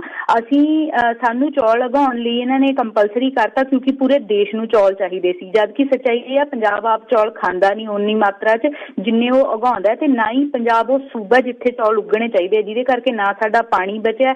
ਜਿੰਨੇ ਕੈਮੀਕਲ, ਪੈਸਟੀਸਾਈਡਸ, ਫਰਟੀਲਾਈਜ਼ਰ ਯੂਜ਼ ਕਰਨ ਲਈ ਸਾਨੂੰ ਫੋਰਸ ਕੀਤਾ ਗਿਆ, ਉਹਦੇ ਚੱਲਦੇ ਇਹ ਆ ਵੀ ਸਾਡੇ ਬਿਮਾਰੀਆਂ ਦਾ ਘਰ ਬਣ ਗਿਆ ਪੰਜਾਬ। ਉਹ ਸਾਰੀਆਂ ਜਿਹੜੀਆਂ ਨੀਤੀਆਂ ਨੇ ਜਿਨ੍ਹਾਂ ਦੇ ਪਰਸਪੈਕਟਿਵ ਤੋਂ ਖੇਤੀ ਨੂੰ ਦੇਖ ਕੇ ਖੇਤੀ 'ਚ ਬਦਲਾਵ ਲਿਆਉਣੇ ਚਾਹੀਦੇ ਸੀ, ਬਜਾਏ ਕਿ ਉਹਨਾਂ ਤੇ ਕੰਮ ਕਰਨ ਦੇ ਖੇਤੀ ਨੂੰ ਮੋਨੋਪੋਲਾਈਜ਼ ਕੀਤਾ ਜਾ ਰਿਹਾ, ਕਾਰਪੋਰੇਟ ਕੰਪਨੀਆਂ ਦੇ ਹੱਥਾਂ 'ਚ ਵੇਚਿਆ ਜਾ ਰਿਹਾ। ਇਸ ਕਰਕੇ ਸਾਡਾ ਪਲਾਨ ਇਹੀ ਆ ਕਿ ਪਹਿਲਾਂ ਤਾਂ ਮੋਦੀ ਸਰਕਾਰ ਜਿਹੜੇ ਵਾਹੀਆਤ ਕਾਨੂੰਨ ਲੈ ਕੇ ਆਈ ਹੈ ਇਹਨੂੰ ਵਾਪਸ ਲਵੇ ਤੇ ਉਸ ਤੋਂ ਬਾਅਦ ਉਸ ਤਰੀਕੇ ਦੀਆਂ ਨੀਤੀਆਂ ਬਣਾਈਆਂ ਜਾਣ ਜਿਹਦੇ ਕਰਕੇ ਖੇਤੀ ਘਾਟੇ ਦਾ ਸੌਦਾ ਨਾ ਬਣ ਕੇ ਪ੍ਰੋਫਿਟੇਬਲ ਸੌਦਾ ਬਣੇ ਤੇ ਜਿਹੜੀਆਂ ਕਿਸਾਨੀ ਦੀਆਂ ਆਉਣ ਵਾਲੀਆਂ ਪੀੜ੍ਹੀਆਂ ਉਹ ਖੇਤੀ ਛੱਡ ਕੇ ਬਾਹਰਲੇ ਦੇਸ਼ਾਂ 'ਚ ਜਾਣ ਨੂੰ ਮਜਬੂਰ ਨਾ ਹੋਵੇ। ਜੀ ਨਵਕਿਰਨ, ਇਸ ਵੇਲੇ ਮੇਰੇ ਕੋਲ ਬਹੁਤ ਥੋੜਾ ਜਿਹਾ ਸਮਾਂ ਬਾਕੀ ਰਹਿ ਗਿਆ। ਲਾਲਜੋਤ ਸਿੰਘ ਜੀ ਤੇ ਰਾਜਦੀਪ ਜੀ, ਮੈਂ 2 ਕਾਲਰ ਲਵਾਂਗੀ ਪਰ ਬਹੁਤ ਬਰੀਫ ਦੇ ਵਿੱਚ ਆਪਣੀ ਗੱਲ ਕਰਿਓ। ਲਾਲਜੋਤ ਜੀ। ਹਾਂਜੀ ਲਾਲਜੋਤ ਜੀ। ਹਾਂਜੀ, ਆਪ ਜੀ ਦੇ ਮਹਿਮਾਨ ਨੂੰ ਜੀ ਆਇਆਂ ਤੇ ਸਰੋਤਿਆਂ ਨੂੰ ਵੀ ਸਤਿਕਾਰ ਸਰ, ਸਤਿ ਸ੍ਰੀ ਅਕਾਲ ਜੀ। ਸਤਿ ਸ੍ਰੀ ਅਕਾਲ ਜੀ। ਲਾਲਜੋਤ ਜੀ, ਬਹੁਤ ਛੋਟੀ ਗੱਲ ਰੱਖਿਓ ਪਲੀਜ਼। ਦੇਖੋ, ਮੁਹਿੰਮਾਂ ਤੇ ਸੰਘਰਸ਼ ਜਿਹੜੇ ਰੋਜ਼ ਨੇ ਤੇ ਜੰਗਾਂ ਰੋਜ਼ ਨੇ ਵਿੱਢੀਆਂ ਜਾਂਦੀਆਂ। ਇਹ 1978 ਦੇ ਵਿੱਚ ਵੀ ਸੰਘਰਸ਼ ਹੋਇਆ ਸੀਗਾ, ਇੰਦਰਾ ਗਾਂਧੀ ਦੀ ਜਿਹੜੀ ਧਾੜ ਪੰਜਾਬ ਦੇ ਉੱਤੇ। ਉਸ ਤੋਂ ਬਾਅਦ ਸੰਘਰਸ਼ ਦੂਜਾ ਕਿਸਾਨੀ ਜਿਹੜੀ ਬੀਜੇਪੀ ਦੇ, ਇਸ ਸੰਘਰਸ਼ ਨੇ ਬੀਜੇਪੀ ਦੇ ਫੀਅਰ ਨੂੰ ਠੱਲਿਆ। ਸਾਡੀਆਂ ਇਹ ਗਲਤੀਆਂ ਹੋਈਆਂ, ਜਿਹੜਾ ਸ਼ਹੀਨ ਬਾਗ, ਨੋਟਬੰਦੀ ਤੇ ਜਿਹੜੀ NRC ਉਹਦੇ ਵਿੱਚ ਯੋਗਦਾਨ ਨਹੀਂ ਏਦਾਂ ਪਾਇਆ। ਜੇ ਪਾਇਆ ਹੁੰਦਾ ਤੇ ਅੱਜ ਮੁਹਿੰਮ ਕਰਨ ਦੀ ਲੋੜ ਨਹੀਂ, ਕਾਲੇ ਕਾਨੂੰਨ ਨਾ ਆਉਂਦੇ। ਇਹਦੇ ਤੋਂ ਬਾਅਦ ਕੀ ਆਊਗਾ ਉਹ ਸਾਰਿਆਂ ਨੂੰ ਪਤਾ ਵਾ ਕਿ ਜੇ ਇਸ ਮੋਦੀ ਦੀ ਮੁਹਿੰਮ ਨੂੰ ਨਾ ਠੱਲਿਆ, ਇਸ ਸੰਘਰਸ਼ ਨੂੰ ਹਰ ਹਾਲਤ ਵਿੱਚ ਭਾਰਤ ਦੇ ਜਿਹੜੇ ਲੋਕ ਵਾ ਉਹ ਇਸ ਨੂੰ ਬੂਰ ਪਾਉਣ। ਇਹ ਸੰਘਰਸ਼ ਹਰ ਹਾਲਤ ਵਿੱਚ ਮੰਗਾਂ ਦੇ ਅਨੁਸਾਰ ਮੰਨਿਆ ਜਾਣਾ ਚਾਹੀਦਾ, ਨਹੀਂ ਤਾਂ ਇਹ ਸੰਘਰਸ਼ ਕਰਸ਼ ਹੋ ਜਾਊਗਾ ਤੇ ਭਾਰਤ ਦੇ ਲੋਕ ਕਰਸ਼ ਹੋਣਗੇ। ਭਾਰਤ ਨੂੰ 4 ਜ਼ੋਨਾਂ ਦੇ ਵਿੱਚ ਵੰਡਿਆ ਜਾਊਗਾ, ਜਿੱਦਾਂ ਆਰਮੀ ਦੇ ਇਹ ਨਾਰਦਰਨ ਵਾ, ਇਹ ਈਸਟਰਨ ਆ, ਇਹ ਵੈਸਟਰਨ ਵਾ, ਤੇ ਉਹਦੇ ਤੇ ਰਾਜ ਕੌਣ ਕਰਨਗੇ ਉਹ ਆਪ ਜੀ ਨੂੰ ਪਤਾ ਵਾ ਕਿ ਡਿਕਟੇਟਰਸ਼ਾਹੀ। ਆਖਰੀ ਕਾਲਰ ਨੇ ਰਾਜਦੀਪ ਜੀ, ਪਲੀਜ਼ ਆਪਣੀ ਗੱਲ ਛੋਟੀ ਰੱਖਿਓ। ਰਾਜਦੀਪ। ਹੈਲੋ। ਹਾਂਜੀ ਰਾਜਦੀਪ। ਸਤਿ ਸ਼੍ਰੀ ਅਕਾਲ। ਸਤਿ ਸ਼੍ਰੀ ਅਕਾਲ। ਤਾਂ ਦੇਖੋ ਗੱਲ ਇਹ ਆ ਵੀ ਮੇਰਾ ਤਾਂ ਸਵਾਲ ਇਹਨਾਂ ਤੋਂ ਇਹ ਆ ਵੀ ਇਹ ਕਹਿੰਦੇ ਵੀ ਕਾਰਪੋਰੇਟ ਘਰਾਣਿਆਂ ਨੇ ਆ ਜਾਣਾ, ਮੋਦੀ ਨੇ ਆਹ ਕਰਤਾ, ਮੋਦੀ ਨੇ ਉਹ ਕਰਤਾ, ਸਾਰੇ ਕਹੀ ਜਾਂਦੇ ਆ ਮੋਦੀ ਨੂੰ। ਹਾਲਾਂਕਿ ਕਿਸੇ ਪ੍ਰਾਈਮ ਮਿਨਿਸਟਰ ਆਪਦੇ ਹੱਥ ਨਹੀਂ ਹੁੰਦਾ, ਪਿੱਛੇ ਪੂਰੀ ਟੀਮ ਹੁੰਦੀ ਹੈ ਇਕੋਨੋਮਿਸਟਾਂ ਦੀ ਸੋ ਮੋਦੀ ਦੇ ਕਹੇ ਤੇ ਕੁਝ ਨਹੀਂ ਹੁੰਦਾ ਕਿਸੇ ਦੇ ਵੀ। ਮੋਦੀ ਜਗ੍ਹਾ ਕੋਈ ਹੋਰ ਹੁੰਦਾ, ਰਾਹੁਲ ਗਾਂਧੀ ਹੁੰਦਾ, ਉਹਨੂੰ ਵੀ ਨਹੀਂ ਸੀ ਬਲੇਮ ਕੀਤਾ ਜਾ ਸਕਦਾ, ਪਿੱਛੇ ਪੂਰੀ ਟੀਮ ਹੁੰਦੀ। ਅੱਛਾ, ਹੁਣ ਗੱਲ ਕਰਦੇ ਹੋ ਤੁਸੀਂ ਕਹਿੰਦੇ ਕਾਰਪੋਰੇਟ ਘਰਾਣੇ ਆ ਜਾਣਾ, ਬਾਹਰ ਨੂੰ ਲੋਕ ਆਈ ਜਾਂਦੇ ਆ। ਤੁਸੀਂ ਇਉਂ ਕਰੋ, ਤੁਸੀਂ ਹੁਣ ਮੂਹਰੇ ਹੋਏ ਹੋ, ਤੁਸੀਂ ਇੱਕ ਸਟੇਜਾਂ ਦੇ ਉੱਤੇ ਜਾ ਕੇ ਮਾਈਕ ਫੜ ਕੇ ਕਿਸਾਨਾਂ ਨੂੰ ਕਹਿ ਦਿਓ ਵੀ ਕਾਰਪੋਰੇਸ਼ਨਾਂ ਦਾ ਆਪਾਂ ਸਾਰੇ ਸਮਾਨ ਜਿੰਨਾ ਕਾਰਪੋਰੇਸ਼ਨਾਂ ਦਾ ਬਣਦਾ ਬੰਦ ਕਰ ਦਿਓ, ਤਾਂ ਕਿ ਕਾਰਪੋਰੇਸ਼ਨਾਂ ਜਿਹੜੀਆਂ ਆਈਆਂ ਅਸੀਂ ਉਰੋਂ ਭਜਾ ਸਕੀਏ ਉਹਨਾਂ ਨੂੰ, ਕਾਰਪੋਰੇਸ਼ਨਾਂ ਨੂੰ ਪੰਜਾਬ ਚੋਂ। ਤੁਹਾਨੂੰ ਕੀ ਲੱਗਦਾ ਵੀ ਕਿਸਾਨਾਂ ਨੂੰ ਜਦੋਂ ਕਿਸਾਨ ਕਹਿੰਦੇ ਹੋਣਗੇ ਵੀ 3 ਕਾਲੇ ਕਾਨੂੰਨ ਜਿਵੇਂ ਤੁਸੀਂ ਕਹਿੰਦੇ ਹੋ ਵਾਪਸ ਕਰ ਦਿਓ, ਮੂਹਰਿਓਂ ਗੌਰਮੈਂਟ ਕੀ ਕਹਿੰਦੀ ਹੋਊਗੀ? ਚੰਗਾ ਭਾਈ ਵਾਪਸ ਕਰ ਦਿੰਦੇ ਆ, ਜਿੰਨਾ ਕੁ ਕਾਰਪੋਰੇਸ਼ਨਾਂ ਕਾਰਪੋਰੇਟ ਘਰਾਣੇ ਬਣਾਉਂਦੇ ਆ ਚੀਜ਼ਾਂ ਸਾਰੀਆਂ ਬਣਾਉਣੀਆਂ ਛੱਡ ਦਿਓ, ਘੋੜਿਆਂ ਤੇ ਬਲਦਾਂ ਨਾਲ ਖੇਤੀ ਕਰੋ, ਅਸੀਂ ਮੋੜ ਲੈਂਦੇ ਹਾਂ ਕਾਨੂੰਨ। ਤੁਸੀਂ ਕੀ ਕਹੋਗੇ ਉਹਨਾਂ ਨੂੰ? ਜੀ ਨਵਕਿਰਨ। ਜੀ ਸਰ, ਜੇ ਤੁਹਾਨੂੰ ਲੱਗਦਾ ਕਿ ਹਾਲੇ ਤੱਕ ਦੇਸ਼ ਕਾਰਪੋਰੇਟ ਘਰਾਣਿਆਂ ਦੇ ਸਿਰ ਤੇ ਚੱਲ ਰਿਹਾ ਤਾਂ ਮੈਨੂੰ ਲੱਗਦਾ ਤੁਹਾਨੂੰ ਬਹੁਤ ਵੱਡਾ ਵਹਿਮ ਹੈ। ਜਿਹੜਾ ਤੁਸੀਂ ਸੁਜੈਸ਼ਨ ਧਰ ਰਹੇ ਹੋ, ਤੁਹਾਡਾ ਸੁਜੈਸ਼ਨ ਮਤਲਬ ਤੁਸੀਂ ਮੈਨੂੰ ਟੋਨ ਤੋਂ ਜਿੰਨਾ ਕਿ ਮੈਂ ਸਮਝ ਪਾ ਰਹੀ ਹਾਂ ਤੁਸੀਂ ਕਾਫੀ ਸਰਕੈਸਟਿਕਲੀ ਕਹਿ ਰਹੇ ਹੋ ਵੀ ਇਹ ਕਹਿ ਦਿਓ, ਤਾਂ ਮੈਂ ਉਹਦੇ 'ਚ ਤੁਹਾਨੂੰ ਸਿਰਫ ਇਨਪੁਟ ਦੇਣਾ ਚਾਹੁੰਦੀ ਵੀ ਤੁਹਾਡੇ ਉਹ ਕਹਿਣ ਤੋਂ ਪਹਿਲਾਂ ਹੀ ਪੰਜਾਬ 'ਚ ਲਾਗੂ ਹੋ ਗਿਆ। ਜਿੰਨੇ ਰਿਲਾਇੰਸ ਦੇ ਸਟੋਰ ਨੇ ਉਹਨਾਂ ਦਾ ਬਾਈਕਾਟ ਹੋ ਗਿਆ, ਜੀਓ ਦੇ ਸਿਮਾਂ ਦਾ ਬਾਈਕਾਟ ਹੋ ਗਿਆ। ਜਿਹੜੀਆਂ ਇਹ ਕੰਪਨੀਆਂ ਜਿਹੜੇ ਪ੍ਰੋਡਕਟ ਪ੍ਰੋਡਿਊਸ ਕਰਦੀਆਂ ਨੇ, ਰਨ ਕਰਦੀਆਂ ਨੇ, ਉਹਨਾਂ ਸਾਰਿਆਂ ਦਾ ਆਲਰੇਡੀ ਕਿਸਾਨੀ ਜਿਹੜਾ ਬਾਈਕਾਟ ਕਰ ਚੁੱਕੀ ਹੈ। ਜੇ ਤੁਹਾਨੂੰ ਮਤਲਬ ਉਹਦੇ 'ਚ ਹਾਲੇ ਕੋਈ ਡਾਊਟ ਹੈ ਤਾਂ ਮੈਨੂੰ ਲੱਗਦਾ ਸ਼ਾਇਦ ਇੱਥੋਂ ਖਬਰਾਂ ਪੂਰੀ ਤਰੀਕੇ ਨਾਲ ਉੱਥੇ ਪਹੁੰਚੀਆਂ ਨਹੀਂ ਗੀਆਂ। ਬਾਕੀ ਜੇ ਤੁਹਾਨੂੰ ਲੱਗਦਾ ਕਿ ਕਾਰਪੋਰੇਟਾਂ ਨੂੰ ਵਾਪਸ ਭੇਜ ਕੇ ਜਿਹੜੀ ਖੇਤੀ ਆ ਉਹ ਬਲਦਾਂ ਨਾਲ ਹੀ ਹੋਣੀ ਆ, ਤਾਂ ਮੈਨੂੰ ਲੱਗਦਾ ਕਿ ਅਸੀਂ ਲੋਕਾਂ ਦੀ ਪਾਵਰ ਨੂੰ ਅੰਡਰ ਐਸਟੀਮੇਟ ਕਰ ਰਹੇ ਹਾਂ, ਕਿਉਂਕਿ ਟੈਕਨੋਲੋਜੀ ਕਾਰਪੋਰੇਟ ਘਰਾਣੇ ਨਹੀਂ ਬਣਾਉਂਦੇ, ਉਹ ਸਿਰਫ ਉਹਨੂੰ ਇਨਕੈਸ਼ ਕਰਦੇ ਨੇ, ਉਹਦੇ 'ਚੋਂ ਪ੍ਰੋਫਿਟ ਕਮਾਉਂਦੇ ਨੇ, ਉਹਨੂੰ ਮੋਨੋਪੋਲਾਈਜ਼ ਕਰਦੇ ਨੇ। ਟੈਕਨੋਲੋਜੀ ਬਣਦੀ ਲੋਕਾਂ ਦੁਆਰਾ, ਉਹਨਾਂ ਦੀਆਂ ਜਿਹੜੀਆਂ ਪ੍ਰੋਡਕਸ਼ਨ ਯੂਨਿਟਸ ਨੇ ਉਹ ਲੋਕ ਚਲਾਉਂਦੇ ਨੇ। ਅਸੀਂ ਕਹਿ ਰਹੇ ਹਾਂ ਕਾਰਪੋਰੇਟ ਘਰਾਣੇ ਬੰਦ ਹੋਣ ਤੇ ਇਹ ਸਾਰਾ ਜਿਹੜਾ ਸਿਸਟਮ ਹੈ ਇਹ ਸਟੇਟ ਰਨ ਕਰੇ, ਪਬਲਿਕ ਦੇ ਹਿੱਤ ਲਈ ਇਹ ਸਾਰਾ ਸਿਸਟਮ ਚੱਲੇ, ਨਾ ਕਿ ਕਾਰਪੋਰੇਟ ਘਰਾਣਿਆਂ ਦੇ ਪ੍ਰੋਫਿਟ ਲਈ ਇਹ ਸਿਸਟਮ। ਬਾਕੀ ਸਾਰੇ ਕਾਲਰਸ ਕੋਲੋਂ ਮੈਂ ਇਸ ਵੇਲੇ ਮਾਫੀ ਚਾਹੁੰਦੀ ਹਾਂ, ਬਹੁਤ ਸਾਰੇ ਸਾਡੇ ਲਿਸਨਰਸ ਜਿਹੜੇ ਗੱਲ ਕਰਨਾ ਚਾਹੁੰਦੇ ਆ ਪਰ ਸਮਾਂ ਇੰਨਾ ਜ਼ਿਆਦਾ ਇਜਾਜ਼ਤ ਨਹੀਂ ਦੇ ਰਿਹਾ। ਨਵਕਿਰਨ, ਕਿਉਂਕਿ ਗੱਲ ਸ਼ੁਰੂ ਹੋਈ ਸੀ ਤੁਹਾਡੇ ਆਪਣੇ ਤੋਂ, ਕੁਝ ਅੰਦੋਲਨ ਬਾਰੇ ਗੱਲਾਂ ਸਾਡੇ ਸੁਣਨ ਵਾਲੇ ਜਾਣਨਾ ਚਾਹੁੰਦੇ ਸੀ, ਕਿਉਂਕਿ ਤੁਸੀਂ ਇਸ ਵੇਲੇ ਉੱਥੇ ਸ਼ਾਮਲ ਹੋ, ਤੁਸੀਂ ਜ਼ਿਆਦਾ ਵਧੀਆ ਤਰੀਕੇ ਦੇ ਨਾਲ ਦੱਸ ਸਕਦੇ ਸੀ, ਬਹੁਤ ਸਾਰੀਆਂ ਗੱਲਾਂ ਦੱਸੀਆਂ ਵੀ ਆ। ਮੁੜ ਕੇ ਮੈਂ ਤੁਹਾਡੇ ਤੇ ਹੀ ਗੱਲ ਲੈ ਕੇ ਆਉਣਾ ਚਾਹੁੰਦੀ ਹਾਂ, ਕਿਉਂਕਿ ਅੱਜ ਆਪਾਂ ਇੱਕ ਔਰਤ ਹੋਣ ਦੇ ਨਾਤੇ ਜਦੋਂ ਮੈਂ ਤੁਹਾਨੂੰ ਇਨਵਾਈਟ ਕੀਤਾ ਹੋਇਆ, ਮੈਂ ਚਾਹੁੰਦੀ ਹਾਂ ਕਿ ਕੁਝ ਗੱਲਾਂ ਔਰਤਾਂ ਬਾਰੇ ਹੋਰ ਹੋਣ। ਆਪਣੇ ਕੋਲ 5-6 ਮਿੰਟ ਦਾ ਸਮਾਂ ਹੈ। ਪਰਮਿੰਦਰ ਸਵੈਦ ਜੀ ਇੱਕ ਕਵਿਤਾ ਪੜ੍ਹ ਕੇ ਗਏ ਸੀ ਤੁਹਾਡੇ ਲਈ, ਕਹਿੰਦੇ ਸੀ ਕਿ ਵੀ ਮੈਂ ਇੰਸਪਾਇਰਡ ਹਾਂ ਤੁਹਾਡੇ ਵਰਗੀਆਂ ਕੁੜੀਆਂ ਤੋਂ। ਬਹੁਤ ਵਧੀਆ ਤਰੀਕੇ ਦੇ ਨਾਲ ਉਸ ਕਵਿਤਾ ਦੇ ਵਿੱਚ ਉਹਨਾਂ ਨੇ ਹਾਲਤ ਬਿਆਨ ਕੀਤੀ ਹੈ। ਇੱਕ ਗੱਲ ਉਹਦੇ ਵਿੱਚ ਆਈ ਸੀ ਕਿ ਮੇਰਾ ਘਰ ਕਿਹੜਾ। ਇੱਕ ਔਰਤ ਹੋਣ ਦੇ ਨਾਤੇ, ਇੱਕ ਕੁੜੀ ਹੋਣ ਦੇ ਨਾਤੇ ਇਹ ਕਿੱਡਾ ਕੁ ਸਵਾਲ ਇਸ ਵੇਲੇ ਹੈਗਾ ਕੁੜੀਆਂ ਦੇ ਲਈ ਭਾਰਤ ਦੇ ਵਿੱਚ, ਕਿ ਹਾਲੇ ਵੀ ਉਹਨਾਂ ਨੂੰ ਧਨ ਕਿਹਾ ਜਾਂਦਾ, ਫਿਰ ਬੇਗਾਨਾ ਧਨ ਕਿਹਾ ਜਾਂਦਾ ਹੈ। ਤੇ ਜਦੋਂ ਇੱਜ਼ਤ ਦੀ ਗੱਲ ਹੁੰਦੀ ਹੈ ਉਸ ਵੇਲੇ ਵੀ ਚਾਹੇ ਕੋਇਆ ਉਹਨੂੰ ਜਾਂਦਾ, ਕੁੜੀ ਨੂੰ ਕੋਇਆ ਜਾਂਦਾ, ਇਹੀ ਕਿਹਾ ਜਾਂਦਾ ਕਿ ਉਹਦੀ ਇੱਜ਼ਤ ਲੁੱਟੀ ਗਈ। ਜਿਹਨੂੰ ਕਸੂਰਵਾਰ ਸਮਝਿਆ ਜਾਣਾ ਚਾਹੀਦਾ, ਜਿਹਨੂੰ ਕਸੂਰਵਾਰ ਐਲਾਨਿਆ ਜਾਣਾ ਚਾਹੀਦਾ, ਉਹਦੀ ਇੱਜ਼ਤ ਦੇ ਉੱਤੇ ਕੋਈ ਅਟੈਕ ਨਹੀਂ ਹੁੰਦਾ। ਮੈਨੂੰ ਇਹ ਜਿਹੜੇ ਦੋਨੋਂ ਕਨਸੈਪਟ ਆ, ਇੱਕ ਤਾਂ ਬੇਗਾਨਾ ਧਨ ਤੇ ਦੂਸਰਾ ਇੱਜ਼ਤ, ਜਿਹੜਾ ਕੁੜੀਆਂ ਦੇ ਨਾਲ ਜੋੜ ਕੇ ਦੇਖਿਆ ਜਾਂਦਾ, ਇਹਦੇ ਬਾਰੇ ਕੀ ਰੋਸ਼ਨੀ ਪਾਓਗੇ? ਮੈਨੂੰ ਉਹੀ ਲੱਗਦਾ ਕਿ ਜਿੰਨਾ ਚਿਰ ਔਰਤ ਨੂੰ ਕਮੋਡਿਟੀ ਦੇ ਤੌਰ ਤੇ, ਪ੍ਰੋਡਕਟ ਦੇ ਤੌਰ ਤੇ ਦੇਖਿਆ ਜਾਊਗਾ ਤਾਂ ਉਹਨੂੰ ਉਹੀ ਹੈ ਵੀ ਧਨ ਹੀ ਕਿਹਾ ਜਾਊਗਾ, ਹਨਾ। ਤੇ ਜਦੋਂ ਕੋਈ ਚੀਜ਼ ਪ੍ਰੋਪਰਟੀ ਹੁੰਦੀ ਹੈ ਉਹਨੂੰ ਕੋਈ ਨਾ ਕੋਈ ਓਨ ਕਰਦਾ, ਤੇ ਸਾਡੇ ਕਰੰਟ ਸੋਸ਼ਲ ਸੈਟਅਪ ਦੇ ਅਕੋਰਡਿੰਗਲੀ ਉਹ ਪਹਿਲਾਂ ਉਹ ਹਮੇਸ਼ਾ ਘਰ ਦੇ ਮਰਦ ਹੁੰਦੇ ਆ, ਉਹ ਫਾਦਰ ਹੋਵੇ, ਉਹ ਭਰਾ ਹੋਵੇ, ਬੇਸ਼ੱਕ ਭਰਾ ਛੋਟਾ ਹੀ ਕਿਉਂ ਨਾ ਹੋਵੇ, ਹਨਾ। ਤੇ ਫਿਰ ਉਹ ਕਹਿ ਲਓ ਉਹਦਾ ਲਾਈਫ ਪਾਰਟਨਰ, ਉਹਨੂੰ ਹਮੇਸ਼ਾ ਇੱਕ ਪ੍ਰੋਪਰਟੀ ਦੇ ਤੌਰ ਤੇ ਦੇਖਿਆ ਜਾਂਦਾ। ਤੇ ਮੈਨੂੰ ਲੱਗਦਾ ਕਿ ਸਾਨੂੰ ਉਹਦੀ ਔਰਤ ਦੀ ਇੱਕ ਇਨਸਾਨ ਹੋਣ ਦੇ ਨਾਤੇ ਜਿਹੜੀ ਉਹਦੀ ਇੰਡੀਵਿਜੂਅਲਿਟੀ ਹੈ ਉਹਦੀ ਰਿਸਪੈਕਟ ਕਰਨੀ ਚਾਹੀਦੀ ਆ, ਉਹਨੂੰ ਮਾਨਤਾ ਦੇਣੀ ਚਾਹੀਦੀ ਆ। ਫਿਰ ਤੁਸੀਂ ਬਗਾਨਾ ਘਰ ਤੇ ਆਪਣਾ ਘਰ ਤੇ ਪਰਾਇਆ ਕੀ ਧਨ, ਇਹ ਚੀਜ਼ਾਂ, ਇਹ ਵਾਲੇ ਜਿਹੜੇ ਡਾਇਲੋਗ ਨੇ ਇਹ ਫੇਰ ਜਾਣਗੇ ਸਾਡੀ ਭਾਸ਼ਾ ਚੋਂ, ਜੇ ਅਸੀਂ ਉਹਨੂੰ ਇੱਕ ਹਿਊਮਨ ਦੇ ਤੌਰ ਤੇ ਰਿਸਪੈਕਟ ਕਰਨਾ ਸ਼ੁਰੂ ਕਰਾਂਗੇ। ਤੇ ਬਾਕੀ ਗੱਲ ਰਹੀ ਇੱਜ਼ਤ ਦੀ, ਤਾਂ ਉਹ ਵੀ ਸੇਮ ਹੀ ਕੰਸੈਪਟ ਹੈ ਕਿ ਜਦੋਂ ਤੁਸੀਂ ਉਹਨੂੰ ਕਮੋਡਿਟੀ ਦੇ ਤੌਰ ਤੇ ਦੇਖਦੇ ਹੋ ਤਾਂ ਤੁਸੀਂ ਉਹਨੂੰ ਟਰੀਟ ਵੀ ਉਦਾਂ ਹੀ ਕਰਦੇ ਹੋ। ਤੁਸੀਂ ਇੱਜ਼ਤ ਦਾ ਟੋਕਰਾ ਸਾਡੇ ਸਿਰਾਂ ਤੇ ਚੱਕਿਆ ਹੋਇਆ। ਅਦਰਵਾਈਜ਼ ਦੇਖਿਆ ਜਾਵੇ ਤਾਂ ਸਾਡੇ ਘਰ ਦੇ ਮਰਦਾਂ ਦੀ ਇੱਜ਼ਤ ਕੰਮਾਂ ਨਾਲ ਹੈ ਤੇ ਸਾਡੀ ਆਪਦੇ ਕੰਮਾਂ ਨਾਲ ਹੈ। ਜਦੋਂ ਮੁੰਡੇ ਕਹਿ ਲੋ ਕੁਝ ਵੀ ਕਰਦੇ, ਆਪਾਂ ਕਦੇ ਵੀ ਉਹਨੂੰ ਉਸ ਤਰੀਕੇ ਨਾਲ ਪ੍ਰੈਸਟੀਜ ਦਾ ਇਸ਼ੂ ਨਹੀਂ ਬਣਾਉਂਦੇ। ਮਤਲਬ I not talking about something like ਕੋਈ ਸੈਕਸ਼ੁਅਲੀ ਕਿਸੇ ਨੂੰ ਅਫੈਂਡ ਕਰੇ, ਮੈਂ ਉਸ ਕੰਟੈਕਸਟ 'ਚ ਨਹੀਂ ਗੱਲ ਕਰ ਰਹੀ। ਜਿੱਦਾਂ ਲਵ ਮੈਰਿਜਸ ਦੇ ਕੇਸ 'ਚ ਦੇਖੀਏ, ਮੁੰਡਾ ਕੋਈ ਪਸੰਦ ਕਰ ਲੇ ਤਾਂ ਘਰ 'ਚ ਉਹਦਾ ਟੈਬੂ ਨਹੀਂ ਬਣਦਾ ਹੈ ਨਾ, ਬਟ ਜੇ ਕੁੜੀ ਆਪਣੇ ਲਈ ਕੋਈ ਪਸੰਦ ਕਰ ਲੇ ਮੁੰਡਾ ਤਾਂ ਉਹ ਕਹਿ ਲਓ ਪ੍ਰੈਸਟੀਜ ਦਾ ਇਸ਼ੂ ਬਣ ਜਾਂਦਾ। ਉਹੀ ਹੈ ਨਾ ਕਿ ਅਸੀਂ ਜਦੋਂ ਜੈਂਡਰ ਲੈਂਸ ਤੋਂ ਅਸੀਂ ਚੀਜ਼ਾਂ ਨੂੰ ਦੇਖਦੇ ਹਾਂ ਫਿਰ ਉਹ ਕਮੋਡਿਟੀ ਵਾਲਾ ਮਾਮਲਾ ਆ ਜਾਂਦਾ ਹੈਗਾ। ਤਾਂ ਕਰਕੇ ਮੈਨੂੰ ਲੱਗਦਾ ਕਿ ਸਾਨੂੰ ਇਟਸ ਅ ਹਾਈ ਟਾਈਮ ਕਿ ਸਾਨੂੰ ਔਰਤਾਂ ਨੂੰ ਇੱਕ ਬਰਾਬਰ ਦੇ ਹਿਊਮਨ ਬੀਇੰਗ ਦੇ ਤੌਰ ਤੇ ਰਿਸਪੈਕਟ ਕਰਨਾ ਚਾਹੀਦਾ। ਓਨਲੀ ਦੈਨ ਲਾਈਕ ਅਸੀਂ ਇਹਨਾਂ ਚੀਜ਼ਾਂ ਤੋਂ ਉੱਪਰ ਉੱਠ ਸਕਾਂਗੇ, ਨਹੀਂ ਤਾਂ ਫਿਰ ਜਿੰਨਾ ਚਿਰ ਉਹ ਕਮੋਡਿਟੀ ਰਹੂਗੀ ਉਹ ਕਿਸੇ ਨਾ ਕਿਸੇ ਦੇ ਕੰਟਰੋਲ 'ਚ ਰਹੂਗੀ, ਉਹ ਕਿਸੇ ਨਾ ਕਿਸੇ ਦੀ ਇੱਜ਼ਤ ਦਾ ਟੋਕਰਾ ਉਹਨੂੰ ਆਪਦੇ ਸਿਰ ਤੇ ਚੱਕਣਾ ਪਊਗਾ। ਤੇ ਇਹ ਚੀਜ਼ਾਂ ਖਤਮ ਵੀ ਕਹਿ ਲਓ ਇੱਦਾਂ ਦੀਆਂ ਮੂਵਮੈਂਟਸ ਦੇ ਵਿੱਚੋਂ ਹੀ ਖਤਮ ਹੋਣਗੀਆਂ ਜਦੋਂ ਅਸੀਂ ਇਹਨਾਂ ਸਵਾਲਾਂ ਨੂੰ ਵੀ ਪੋਲੀਟੀਕਲੀ ਐਡਰੈਸ ਕਰਾਂਗੇ, ਕਿਉਂਕਿ ਪੋਲੀਟਿਕਸ ਇਜ਼ ਆਲਸੋ ਸਮਥਿੰਗ ਜੋ ਇਹਨਾਂ ਮਾਮਲਿਆਂ 'ਚ ਸਿੱਧਾ ਸਾਡੇ ਨਾਲ ਜੁੜੀ ਹੋਈ ਆ। ਤਾਂ ਅੱਜ ਹੀ ਮੈਨੂੰ ਕਿਸੇ ਨੇ ਸਵਾਲ ਕੀਤਾ ਸੀ, ਕਹਿੰਦੇ ਤੁਸੀਂ ਇਹਦਾ ਮਤਲਬ ਜੈਂਡਰ ਤੇ ਕਾਸਟ ਦੇ ਮਾਮਲੇ ਨੂੰ ਤੁਸੀਂ ਪੋਲੀਟੀਕਲ ਮੁੱਦਾ ਮੰਨਦੇ ਹੋ ਨਾ ਕਿ ਸੋਸ਼ਲ ਮੁੱਦਾ।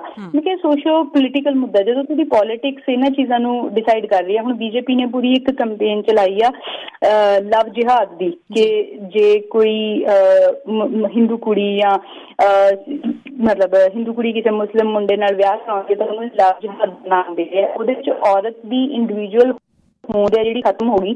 ਰਿਲੀਜਨ ਦਾ ਵੀ ਕਹਿ ਲਓ ਜਿਹੜਾ ਸਾਰਾ ਭਾਰ ਹੈ ਉਹ ਵੀ ਔਰਤ ਦੇ ਮੋਢਿਆਂ ਤੇ ਆ ਹਨਾ। ਤੇ ਮੈਨੂੰ ਲੱਗਦਾ ਕਿ ਇਸ ਤਰੀਕੇ ਨਾਲ ਜਦੋਂ ਸਟੇਟ ਇਹਨਾਂ ਇਸ ਤਰੀਕੇ ਦੀਆਂ ਨੀਤੀਆਂ ਨੂੰ ਤੁਹਾਡੇ ਉੱਤੇ ਥੋਪਣਾ ਸ਼ੁਰੂ ਕਰ ਦਿੰਦੀ ਹੈ ਫਿਰ ਇਹ ਇੱਕਦਮ ਪੋਲੀਟੀਕਲ ਮੁੱਦਾ ਬਣਦਾ ਹੈਗਾ। ਇਸ ਕਰਕੇ ਮੈਨੂੰ ਲੱਗਦਾ ਵੀ ਇਹਨਾਂ ਚੀਜ਼ਾਂ ਦਾ ਹੱਲ ਵੀ ਇਸ ਤਰੀਕੇ ਦੀਆਂ ਮੂਵਮੈਂਟਸ ਦੇ ਵਿੱਚੋਂ ਹੀ ਨਿਕਲੂਗਾ।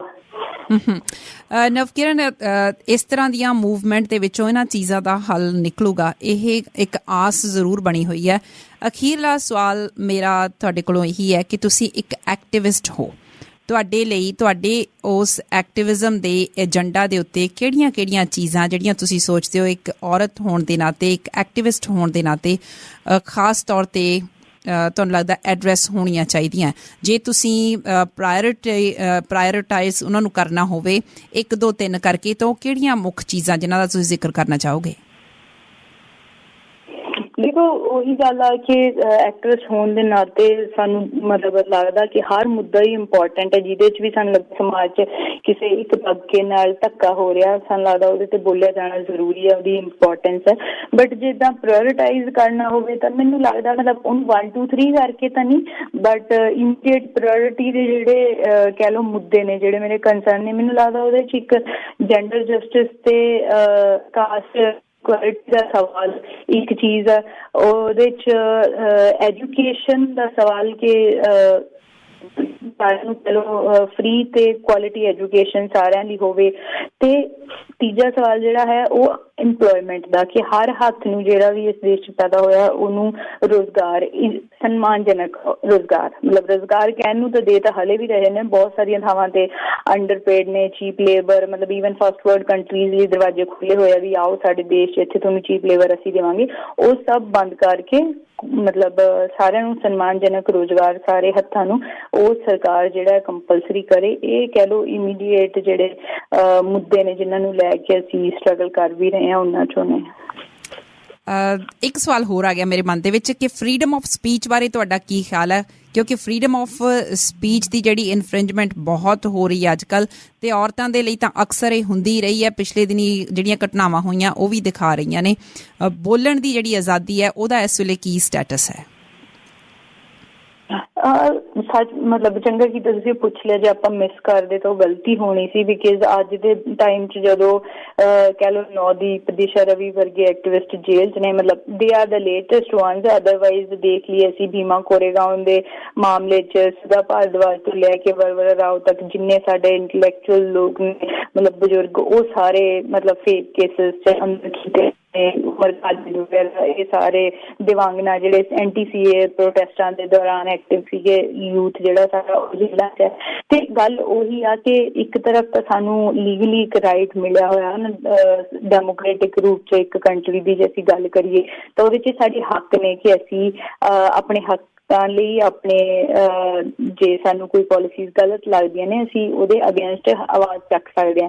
ਬਟ ਦੂਜੇ ਪਾਸੇ ਸਟੇਟ ਆਪਰੇਸ਼ਨ ਇਸ ਟਾਈਮ ਇੰਨਾ ਪੀਕ ਤੇ ਪਹੁੰਚਿਆ ਹੋਇਆ ਕਿ ਜਿਹੜਾ ਵੀ ਕਿਸੇ ਮੁੱਦੇ ਨੂੰ ਲੈ ਕੇ ਆਵਾਜ਼ ਚੱਕਦਾ ਉਹਨੂੰ ਮਤਲਬ ਜੇਲ੍ਹਾਂ 'ਚ ਬੰਦ ਕੀਤਾ ਜਾ ਰਿਹਾ।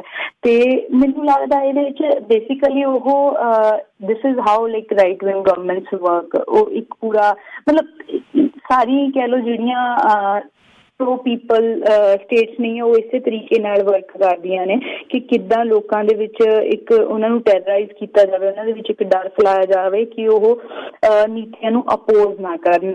ਉਸ ਕਰਕੇ ਫੇਕ ਕੇਸਿਸ ਪਾ ਉਹਨਾਂ ਨੂੰ ਜੇਲ੍ਹਾਂ 'ਚ ਸਿੱਟ ਦਿਓ, ਉਹਨਾਂ ਨੂੰ ਹਰਾਸ ਕਰੋ। ਤੇ ਉਹੀ ਚੱਲ ਰਿਹਾ, ਮਤਲਬ ਪੂਰਾ ਜ਼ੋਰ ਲੱਗਿਆ ਹੋਇਆ state the freedom of expression ਨੂੰ ਕਰਬ ਕਰਨ ਤੇ, ਨਾ ਹੀ ਸਿਰਫ ਇੰਡੀਵਿਜੂਅਲਸ ਬਲਕਿ ਜਿੰਨੇ ਮੀਡੀਆ ਹਾਊਸਿਸ ਵੀ ਥੋੜਾ ਪ੍ਰੋਗਰੈਸਿਵਲੀ ਲੋਕਾਂ ਦੇ ਹੱਕ ਦੀ ਗੱਲ ਕਰ ਰਿਹਾ ਉਹਨਾਂ ਤੇ ਵੀ ਲਗਾਤਾਰ ਰੀਸੈਂਟਲੀ ਨਿਊਜ਼ ਕਲਿੱਪ ਦੇ ਉੱਤੇ ਰੇਡ ਕੀਤੀ ਈਡੀ ਨੇ। ਉਸ ਤੋਂ ਇਲਾਵਾ ਕੈਰਵਾਂ ਵਗੈਰਾ ਦਾ ਇਹਨਾਂ ਨੇ ਹੈਂਡਲਸ ਸਸਪੈਂਡ ਕਰਾਤੇ। ਤਾਂ ਮੈਨੂੰ ਲੱਗਦਾ ਕਿ ਇਹਨਾਂ ਜਿੰਨੇ ਆਪਾਂ ਮੁੱਦੇ ਗੱਲ ਕਰ ਰਹੇ ਹਾਂ ਇਹਨਾਂ ਦਾ ਹੱਲ ਇਹ ਆ ਕਿ ਸਾਨੂੰ ਇਸ ਸਟੇਟ ਆਪਰੇਸ਼ਨ ਨੂੰ ਫਾਈਟ ਕਰਨਾ ਪੈਣਾ। ਉਹ ਇੰਟੈਲੈਕਚੁਅਲੀ ਹੋਵੇ, ਉਹ ਸੜਕਾਂ ਤੇ ਹੋਵੇ, ਹਰ ਰੂਪ 'ਚ ਸਾਨੂੰ ਇਹਨਾਂ ਨੂੰ ਫਾਈਟ ਕਰਨਾ ਪੈਣਾ। ਲਗਾਤਾਰ ਆਵਾਜ਼ ਚੱਕਣੀ ਪੈਣੀ ਹੈ, ਉਹ ਹਾਲਾਤ ਬਣਾਉਣੇ ਪੈਣਗੇ ਕਿਉਂਕਿ ਮੰਨ ਲਓ ਅੱਧਾ ਦੇਸ਼ ਬੋਲਣ ਲੱਗ ਜਾਏ ਇਹਨਾਂ ਦੇ ਖਿਲਾਫ ਇਹਨਾਂ ਮੁੱਦਿਆਂ ਦੇ ਉੱਤੇ, ਸਾਰਿਆਂ ਨੂੰ ਚੱਕ ਕੇ ਜੇਲ੍ਹਾਂ 'ਚ ਥੋੜ੍ਹੀ ਭਰ ਦੇਣਗੇ। ਇਸ ਕਰਕੇ ਮਤਲਬ ਸਾਡੀ ਯੂਨਿਟੀ 'ਚ ਹੀ ਸਾਡੀ ਸਟਰੈਂਥ ਹੈ। ਨਵਕਿਰਨ, ਬਹੁਤ ਵਧੀਆ ਲੱਗਾ ਸਮਾਂ ਕੱਢਿਆ ਤੁਸੀਂ ਖਾਸ ਤੌਰ ਤੇ ਸਾਡੇ ਲਈ, ਸਾਡੇ ਸੁਣਨ ਵਾਲਿਆਂ ਲਈ। ਬਹੁਤ ਬਹੁਤ ਸ਼ੁਕਰੀਆ and good luck. Thank you ji. Thank you. ਅੱਜ ਦੇ ਇਸ ਪ੍ਰੋਗਰਾਮ ਦੇ ਵਿੱਚ ਇੰਨੀਆਂ ਹੀ ਗੱਲਾਂ ਬਾਤਾਂ। ਤੁਹਾਡੀ ਕੋਈ ਵੀ ਫੀਡਬੈਕ ਹੋਵੇ ਤੁਸੀਂ ਮੈਨੂੰ ਈਮੇਲ ਕਰ ਸਕਦੇ ਹੋ navjot@sherpunjabradio.ca ਤੇ ਹੁਣ ਅੱਜ ਦਾ ਇਹ ਪ੍ਰੋਗਰਾਮ ਇੱਥੇ ਖਤਮ ਕਰਨ ਦੀ ਮੈਨੂੰ ਦਿਓ ਇਜਾਜ਼ਤ।